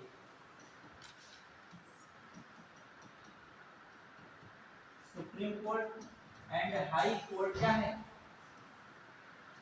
जा सकते हैं। ठीक है, ये मामला किससे जुड़ा था, किस पे ये न्यायाधीश का मामला आया था? पीएन भगवती। एक चीज और ध्यान दीजिएगा, जैसे हम कह रहे हैं सार्वजनिक हितों का कोई मामला है, निवारण है, उसके लिए कहा जा सकता है सुप्रीम कोर्ट, हाई कोर्ट। एक और बात मैं कह रहा हूँ कि नागरिकों के मौलिक अधिकार को लागू कराने के लिए, मतलब लोगों के मौलिक जो कमजोर वर्ग है, जो न्यायालय नहीं पहुंच पा रहा है, उसके मौलिक अधिकारों को लागू कराने के लिए भी सुप्रीम कोर्ट और हाई कोर्ट जाया जा सकता है। समझ पाए कि नहीं? एक बात याद कीजिएगा, सुप्रीम कोर्ट और हाई कोर्ट आता था आर्टिकल 32 में, ये किस में था? आर्टिकल 226 में। एक बात याद आई, जब मैं कह रहा था मूल अधिकारों को लागू कराने के लिए, मूल अधिकारों क्या करने के लिए, लागू कराने के लिए सुप्रीम कोर्ट और हाई कोर्ट जा सकता है, रिट जारी करती कि नहीं? सुप्रीम कोर्ट मूल अधिकारों का अभिभावक कही जाती है, सुप्रीम कोर्ट मूल अधिकारों का रक्षक कही जाती है कि नहीं? सुप्रीम कोर्ट और कौन सा साथ? High court. तो अब इस मामले में देखिएगा सुप्रीम कोर्ट हाई कोर्ट में क्या है, यदि रक्षा करती है मूल अधिकारों की, एक तो जाएंगे उनकी रक्षा होगी, और एक कमजोर तबका है वो नहीं जा पा रहा है, उसकी भी रक्षा कर सकता है। यहाँ समझ पाए तर्क नहीं? थोड़ा सा समझिए इस बात को, ये क्वेश्चन आ सकता है यहाँ पर। ये भी एक सिद्धांत है, किसका सिद्धांत है? ये पीआईएल का सिद्धांत है, नहीं समझे? देखो जब आप पढ़ रहे थे तो आर्टिकल 32 था, रिट जारी करता है कि नहीं? मूल अधिकारों की रक्षा के लिए करता है कि नहीं? अब मान लीजिए कोई कमजोर तबका है, वो अपने मूल अधिकारों की रक्षा के लिए सुप्रीम कोर्ट जा ही नहीं पाता है, तो क्या हो सकता है? पीआईएल के तहत उसके भी मूल अधिकारों की रक्षा की जा सकती है, किस व्यक्ति द्वारा? थर्ड पार्टी द्वारा। नहीं समझे कुछ मामला? जैसे एक सेंटेंस आए कि कमजोर तबके के मूल अधिकारों की रक्षा या मूल अधिकारों को लागू कराने के लिए सुप्रीम कोर्ट और हाई कोर्ट में जनहित याचिका दायर की जा सकती है। तो बताइए सेंटेंस सही है कि नहीं सही है? सही है। और वैसे आपने अभी तक क्या पढ़ा था कि जिसके मूल अधिकारों का हनन होता है वो कहाँ जाता है? सुप्रीम कोर्ट और हाई कोर्ट। इसके बदले में सुप्रीम कोर्ट रिट जारी करती थी 5 प्रकार की, याद है कि नहीं? और इसके बदले में हाई कोर्ट भी कितने प्रकार की रिट जारी करता? 5 या उससे ज्यादा व्यापक इसकी क्या दे सकती हैं आप?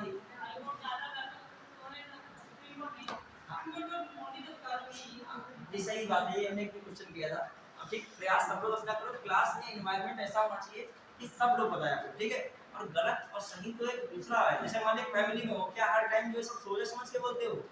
ठीक है, जैसे कहीं बाहर जाते हो तो सोच समझ के बोलते हो, घर में आई कहीं बोले गए, डांट भी दिए गए, फिर सही हो गए, फिर कहा गया फिर बोले, तो देखो उसमें कोई की इमेज इज्जत नहीं है। तो भाई उठे और दो बातें की तो उसमें कौन सी इमेज चली जाएगी? यहाँ पर ये ना मानो कि किसी को हमने मान लीजिए टोक दिया कि तुमने गलत बताया तो हमारे सामने इनकी इमेज चली गई, सही बता दी तो बहुत बड़ी इमेज बन गई, पीएम बन गए।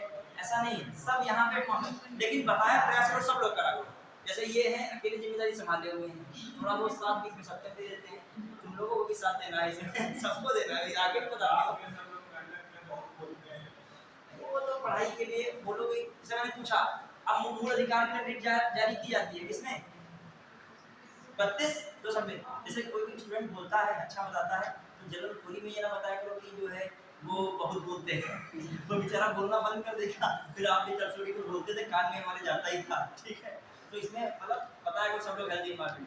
अब बताइए, मैं कह रहा हूँ कि मूल अधिकारों की रक्षा और अभिभावक कौन है? आर्टिकल 32 और 226। लेकिन जनहित के लिए माने कोई कमजोर वर्ग का अपने मूल अधिकार की रक्षा नहीं कर पा रहा है, तो कोई और भी उसके मूल अधिकार की रक्षा कर सकता है। कितनी बड़ा टूल है, समझिए इस बात को, कितना बड़ा टूल कि जनहित याचिका कितनी चीजों को आसान कर रहा है। यहाँ तक मूल अधिकारों की रक्षा उनके बैठे बैठे हो रही है, वो कुछ ना करें तब भी उनके मूल अधिकारों की रक्षा हो रही है। लेकिन एक तो वो लगा है कमजोर वर्ग हो वो सक्षम ना हो। अब ये पता चला कि वो सक्षम है तब भी उनके मूल अधिकार की रक्षा कर रहे हो। ठीक है, आइए अगला देखिएगा इसमें। तो ये हो गया पीएन मंत्री। अगला केस कौन है? एसपी गुप्ता वाला हो गया। एमसी मेहता, एक सेकंड, एमसी विशाखा वाला बहुत हो गया, कोई होता नहीं है। हां महिला वाला ये क्या रहेगा? एमसी मेहता। अच्छा देखिएगा, एमसी मेहता बना कौन है? भारत संघ। फिर एमसी मेहता का नाम कौन है? भारत संघ। फिर देखिएगा एमसी मेहता का नाम भारत संघ में क्या है? गंगा प्रदूषण, गंगा नदी, गंगा नदी प्रदूषण को रोकने संबंधित यमुना नदी किन राज्यों से गुजरती है? ज्योग्राफी का क्वेश्चन। गंगा नदी किन राज्यों से गुजरती है?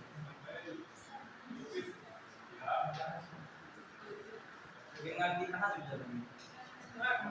और बताइए, अभी बात जाएगी। हाँ, और इसके बाद पड़ेगा बिहार और झारखंड नहीं पड़ेगा? झारखंड भी पड़ता है, ठीक है।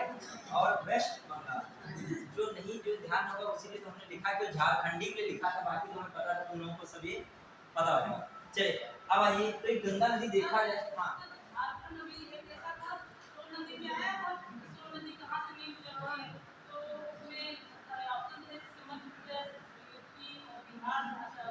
झारखंड नहीं होगा, झारखंड से नहीं गुजरेगी। झारखंड लिखा था, हाँ, लेकिन झारखंड लिखा था कि नहीं? क्या क्या लिखा था? तो झारखंड को रखेगा प्रायोरिटी, अभी बिहार आगे पड़ेगा जाके, समझ रहे हैं? तो आप कौन रखोगे? बिहार, आपका झारखंड। क्लियर, समझ पाए? हाँ, झारखंड। सोन नदी कहाँ जाएगी? सोन नदी हमारे कंटेक्ट से निकलेगी, पहली बात ज्योग्राफी का क्वेश्चन है, ठीक है, हमसे ठीक है, दूसरी बात को बता रहा हूँ कि ये कहाँ जाएगी, ध्यान दीजिएगा। झारखंड नहीं है, झारखंड क्या पड़ रहा है? बिहार में ही सोन नदी मिल जाती है, छपरा या पटना के पास मिल जाती है, यही बिहार में ही मिल जाती है। तो ये आगे कहाँ जाएगी? बहती हुई जाएगी। और झारखंड पड़ता है बिहार के क्या आगे पड़ता है, तो आगे कहाँ से जाएगी? पहले इसका मिलाप हो गया कहाँ पर? बिहार के किस जिले में? क्लियर, चलिए आगे। तो मैं केवल ये बताना चाह रहा हूँ कि ये गंगा नदी का मामला किससे संबंधित है? यूपी के लोगों से, यूपी के लोगों से, बिहार के लोगों से, झारखंड लोगों से, और जो भी इसके आसपास के लोग हैं, वो कोई इसका एक मालिक नहीं है, सबके हित की बात है। गंगा नदी में प्रदूषण होगा तो हर राज्य क्या होगा? इससे प्रभावित होगा ना। तो इसीलिए इसमें क्या करना सकता है? जनहित याचिका। इस समय नदी प्रदूषित हो रही है तो इस पर भी क्या कर सकते हो? जनहित याचिका। फिर भी अभी बता रहे हैं आपको, ज्योग्राफी का यहाँ पे यूज हो गया। क्लियर, अब आ जाइए अगला, ये एमसी मेहता वाला गंगा नदी प्रदूषण से संबंधित मामला है। अब आइए, एक और मैंने कौन कहा था? विशाखा, ठीक है, विशाखा बनाम राजस्थान सरकार, राजस्थान सरकार, ठीक है, विशाखा राजस्थान सरकार। अच्छा, जैसे मैं कहता हूँ, एक होता है न्यायिक सक्रियता, एक होता है न्यायिक अति सक्रियता। क्या होता है? न्यायिक अति सक्रियता, हाँ, ज्यादा सक्रियता। ये क्या हो सकता है ऐसे? ये ज्यादा कोई एग्जांपल बताइए, जैसे मतलब अगर नहीं बताइए कि ऐसा क्या सक्रियता है? जैसे रोड के किनारे, मतलब रोड के राजमार्गों के किनारे शराब की दुकानें ना हो, ये एक प्रकार से क्या अति सक्रियता दिखाया जा रहा है। क्या दिखाया जा रहा है? मतलब जो है, मतलब बहुत ज्यादा इसको, मतलब जो है इतना भी नहीं होगा। ये मान लीजिए फिर शराब की दुकानें जो है लाइसेंस पर जारी ना हो, फिर जारी हो तो दुकानदार कहे कि हम तो एक गोचे में बनाएंगे जाके कि जंगल में कौन फिर हमारी ड्रिंक लेने आएगा, तो वो भी तो पहुंच बात दम वाले लोगों पे पहुंच जाएंगे। ये बात उनकी तो बुला के सही है, लेकिन कंपैरिजन देखा जाए, कंपैरिजन होता है, देखिए बात मैं सही है, कंपैरिजन इस मामले में अनुभव खुद तगड़ा लगता है, ठीक है। देखिए एक बात समझिए, मान लीजिए एक रोड की शॉप है, अब कंपैरिजन बता रहा हूँ, एक कहीं जो है मान लीजिए आउट रोड शॉप है, तो जो दिन भर का टर्नओवर देखा जाएगा तो किसका ज्यादा निकलेगा? रोड की शॉप का ज्यादा निकलेगा। अब मान लीजिए जो लालबाग में कोई शॉप होगी जो आसपास की होगी वो शॉप, और एक मान लीजिए कहीं सीतापुर के कोने होने में कहीं छिपी होगी शॉप, वहाँ पे मान जानता ही कोई नहीं है, मान कोई बाहरी व्यक्ति निकला रोड से तो कौन सा रोड पे ही तो शॉप है। तो कहने का मतलब टर्नओवर के मामले में तो ये चीजें अब अति सक्रियता है ना, रोड पर जो है शॉप ना बनाइए, क्या किया जा रहा है अति सक्रियता। मोहल्ले में ड्रिंक की शराब ना होना ये क्या है अति सक्रियता। बहुत गांव के स्टार्टिंग में नहीं होती, यहाँ ठेका होता है, देखा है ठेका देसी शराब सबसे चमकीला रंग में दिखता है। अब बताओ ये सरकार का रेवेन्यू है, यहाँ से बहुत बड़ा रेवेन्यू जाता है सरकार को। कभी बजट आए देखिएगा आबकारी विभाग से कितना तगड़ा रेवेन्यू जाता है। आबकारी विभाग सरकार को देने वाला विभाग है, समझ रहे हो, पैसा क्या है देने वाला। तुम बस लेने वाले सोचते हो, देने वाले सोचो, सरकार की निगाह देने वाले भी तो रहेगी। तुम लेने वाले सोच रहे हो कि सरकार को हमें ये मिलना चाहिए वो मिलना चाहिए, अब सरकार भी सोचे कहीं से हमको भी तो लेना है, तो कौन सा विभाग अपने पास आबकारी वाला। जो भी अधिकारी भी जुड़ता है आबकारी से, जो भी कर्मचारी भी जुड़ता है उसका भी मामला देख लीजिएगा, वो क्या विभाग है वो भी फिर बहुत होता है। आप बजट देखिएगा आबकारी विभाग का रेवेन्यू मिलेगा मतलब टॉप 5 में मिलेगा उसका सरकार में जो आने के स्रोतों में। और ज्यादातर आपको जो मिलता है कोई भी ठेका इत्यादि होगा पब्लिक एरिया में मिलेगा। ध्यान दीजिएगा कहा जाता है नशा जो है पब्लिक एरिया में नहीं होना चाहिए। एक और ये अपराध करोगे तुरंत जेल होगी, सजा होगी, लेकिन आप कभी देखिए गांव के एंट्री में जैसे जहां वहीं पे शॉप होगा देसी शराब का, ध्यान दीजिएगा इस चीजों को। जैसे आप निकले किसी गांव में जहां से 4-5 गांव की कनेक्टिविटी होगी, कनेक्टिविटी का समझ रहे हो, ऐसे मोड़ निकलेगा और उसके पीछे 10-12 गांव है, निकलेंगे तो एक ही मोड़ से, और उसी मोड़ पे मेन स्टॉप पे कौन होगा, सारे गांव की आबादी को रोज मतलब उसके एडवर्टाइजमेंट में बना है। तो अब बताइए, अब देखा जाए इस हिसाब से देखा जाए अपराध की श्रेणी में आ जाए कि कोई रात रात को पीता है और कोई लड़की या कोई निकलता है तो शराब में व्यक्ति शायद कहा जाता है होश में ले जाता है, कुछ चीजें रहती है। तो ये भी एक प्रकार का अपराध देखा हुआ, ज्यादातर जघन्य अपराध होते हैं उसमें जो व्यक्ति होता है ज्यादा क्या मिलता है। इस वाले भी मैटर में शायद शराब वाला मैटर कुछ था। ज्यादातर जो महिलाओं के साथ अपराध होते हैं पुरुषों के साथ भी होते हैं, तो उसमें आपको क्या एक मिलेगा, नशा जरूर मिलता है उस मैटर में, ठीक है। क्योंकि अल्कोहल जो होता है शरीर के हार्मोन को क्या कर देता है, उत्तेजित करता है, दिमाग की व्यवस्था को क्या कर देता है, हटा देता है। आइए अब आइए विशाखा वाले में देख लीजिए कौन सा है, कार्यस्थल पर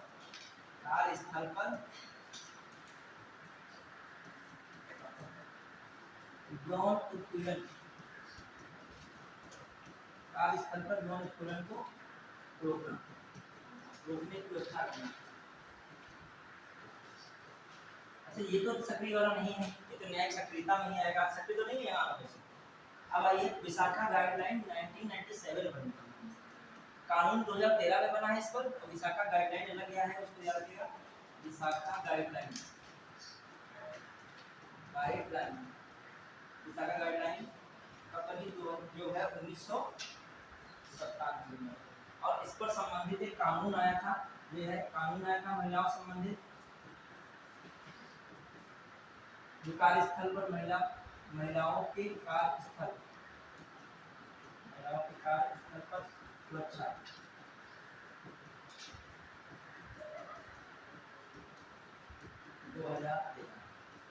पुरुष हो गए बहुत डांटे सकते हो, अधिकारी द्वारा बहुत ज्यादा डांटे, महिला यदि कर्मचारी है तो महिलाओं को थोड़ा सा वहाँ प्रोटेक्शन दे जाता है, समझना। मतलब मैं कह रहा हूँ यदि आप सरकारी विभाग में हो, पुरुष की अपेक्षा महिला को एक हिसाब से देखा जाए क्या मिलता है, ये तुम नहीं कार्य कर पाए हो जो टारगेट दिया गया है, शायद बहुत डांटे जाओ ऊपर वाले अधिकारी से, ठीक है। पुरुष के लिए कोई जगह ही नहीं बचती, महिलाओं को डांटेंगे तो क्या डांट सकते हैं, मान ली ज्यादा डांट में कुछ उल्टा पुल्टा मुंह से निकल जाए तो वो कार्रवाई करवा देगी, कहेगी हमें अब शब्द क्या कह गया, ये धारा वो धारा, बहुत सारे उनके पास राइट होते हैं। देखिए किसके लिए बात चल रही है, कार्यस्थल पर जो भी उनको दुर्व्यवहार कुछ लगेगा तो पता क्या दुर्व्यवहार लग जाता है, ठीक है। ऐसी स्थिति मान लीजिए अब पुरुष के पास कोई भी ऑप्शन नहीं है, क्लियर, उसके लिए कोई गाइडलाइन आई नहीं है, ठीक है। तो ये याद रखिएगा। अब आगे बढ़िए, तो ये हम लोगों ने क्या देखे, जो मेन रिलेटेड बात थे वो भी हो गई। अब कुछ क्वेश्चन है, अब जो जहाँ से हमने स्टार्टिंग की थी वहाँ से बैकअप पे देखोगे। अब कुछ सिद्धांत ले लेकिन एक बार अभी और एक सिद्धांत देखिएगा, पीआईएल के सिद्धांत बताइए क्या क्या हो सकता है। एक बताइए पीआईएल सिद्धांत, अभी मैं बता रहा था आर्टिकल 32 तथा आर्टिकल 226 के तहत कमजोर वर्गों को फंडामेंटल राइट लागू कराना।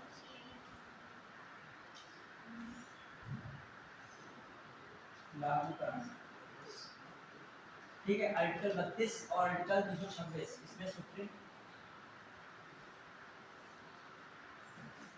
ये सुप्रीम कोर्ट हो गया, ये कौन हो गया, हाई कोर्ट, ठीक है। के तहत कमजोर वर्गों को क्या लगा लागू कराना, लागू करवाना फंडामेंटल राइट। ये भी एक हिसाब से क्या है। फिर सार्वजनिक महत्व के मामलों, सार्वजनिक महत्व के मामलों में ही पीआईएल दाखिल की जाती है, ठीक है। दो पक्षों के मामले में पीआईएल दाखिल नहीं की जाएगी। कितने पक्षों के मामले में, दो पक्षों के मामले में, अर्थात निजी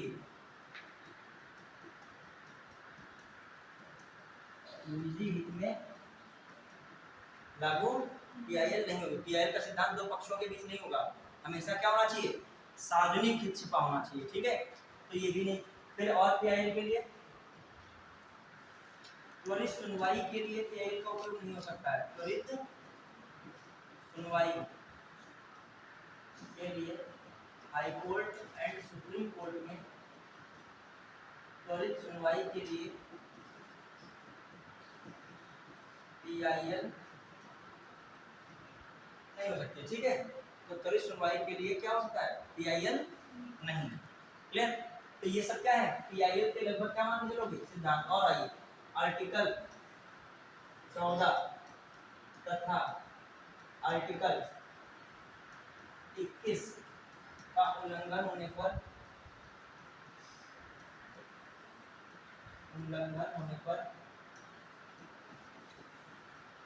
एफआर लागू कराना है। एफआर क्या कराना, लागू कराना। एफआर क्या कराना, लागू कराना। ये क्या हो सकते हैं, पीआईएल के सिद्धांत, मतलब इनको दिमाग में रखना। अच्छा, पीआईएल की कमी भी एक प्रॉब्लम आती है। पीआईएल सैद्धांतिक कुछ ज्यादा ही होता है कभी कभी, व्यवहारिक कम होकर क्या हो जाता है कभी कभी सैद्धांतिक। देखिए पीआईएल में क्या हम क्या बता रहे हैं, सुप्रीम कोर्ट हाई कोर्ट के तहत जो है ये 32 पावर होता है, 226 के तहत कमजोर वर्गों को क्या लागू कराया सकता है, फंडामेंटल राइट। फिर मैं बता रहा हूँ दो पक्षों के मामले अर्थात निजी हित में ये इसको पीआईएल के सिद्धांत को यूज नहीं होता। फिर मैं कह रहा हूँ आर्टिकल 14 और आर्टिकल 21 का उल्लंघन होने पर एफआर क्या कह सकता है, पीएल के माध्यम से लागू कर। कौन से आर्टिकल हैं, 15, 14 और 21। फिर आई इधर बता रहा हूँ सार्वजनिक हित के मामले होने चाहिए, पर्सनल हित का मामला कोई नहीं होना चाहिए। फिर इसमें हाई कोर्ट और सुप्रीम कोर्ट में त्वरित सुनवाई, जो कि मामला पेंडिंग पड़ा है, तो हम बताओ इसको किसमें बताओ, इस मामले को जनहित याचिका में, तो भी ये संभव नहीं है। ये सब चीजें किसमें है। अब देख कमियों में भी लिख लेगा कुछ, इसी कमियां लिख लेगा, टाइम तो होगा ना, लिखिए कमियां बता दी। हाँ लिखिएगा कमियां या आलोचना या कमियां लिखिए, आलोचना या कमियां। हर चीज की आलोचनात्मक बात रखिएगा, ठीक है।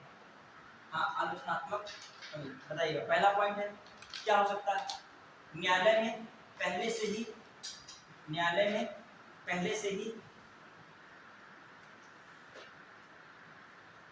बहुत से मामले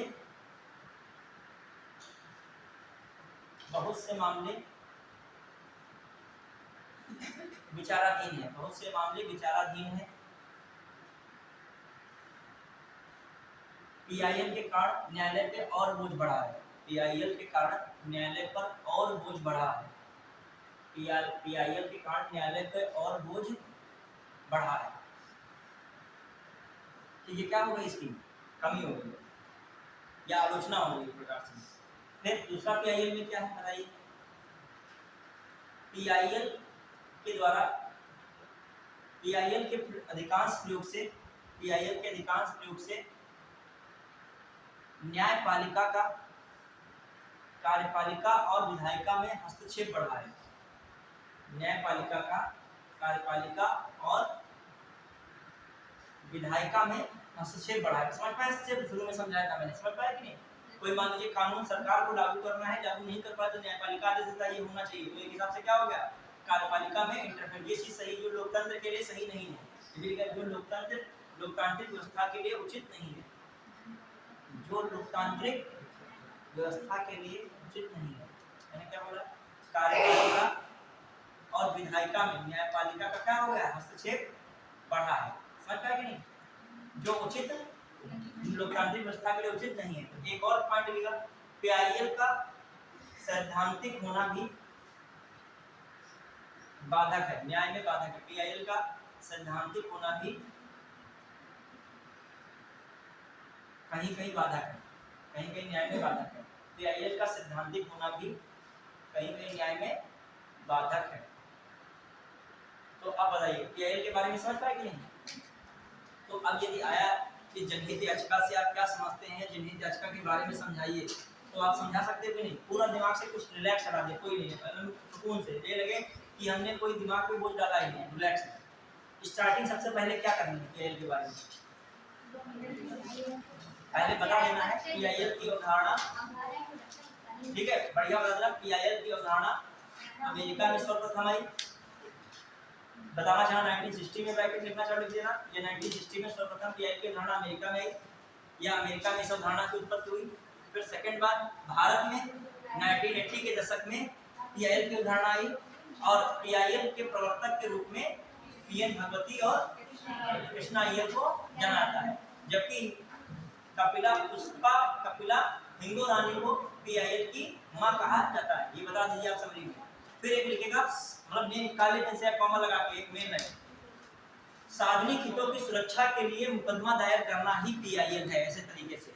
और फिर उसके नीचे दूसरी लाइन में क्या है, पीआईएल न्यायिक सक्रियता का प्रमुख साधन है। जब मैं बस लिखा चुका हूँ, मैं इसको फ्रेमिंग बता रहा हूँ, जब मैंने दिखाया है आपको पूरा विस्तृत दिखाया। फिर आप उसमें क्या लिखोगे, पीआईएल किसका है, न्यायिक सक्रियता का प्रमुख साधन है। अगर जैसे तुमने इतना लिखा, एग्जामिनर समझ जाएगा झोंकने वाला इंसान नहीं है, इसको पीआईएल के बारे में गहरी क्या है, समझ है। पहले तो उसने सटीक शब्दों में लिखा, फिर समझा दीजिए आप। पीआईएल के अंतर्गत कोई जन भावना से प्रेरित व्यक्ति, संस्था किसी पीड़ित व्यक्ति या समूह के लिए न्यायालय में जा सकती है। जो संस्था व्यक्ति न्यायालय में जाने में सामाजिक, आर्थिक या ज्ञानता के रूप में असमर्थ है, ये बात आप बता दीजिए। फिर आप पीआईएल के बारे में तुरंत उद्देश्य समझ में आ जाए, उद्देश्य बता दीजिए। फिर पीआईएल के बारे में क्या विशेषता, उद्देश्य क्या बात की। फिर लाभ बता दीजिए, किन विषयों पर लग रहा है, किन विषयों पर नहीं लग रहा है। फिर 2 4 5 बात समझा दीजिए, और फिर पीआईएल की क्या कर दीजिए, आलोचनात्मक बातें लिख दीजिए, कहाँ तक ये फायदा कर रहा है, कहाँ पर ये क्या है, इसका नेगेटिव पॉइंट है। समझ पाया कि नहीं। चलिए तो आज के दिन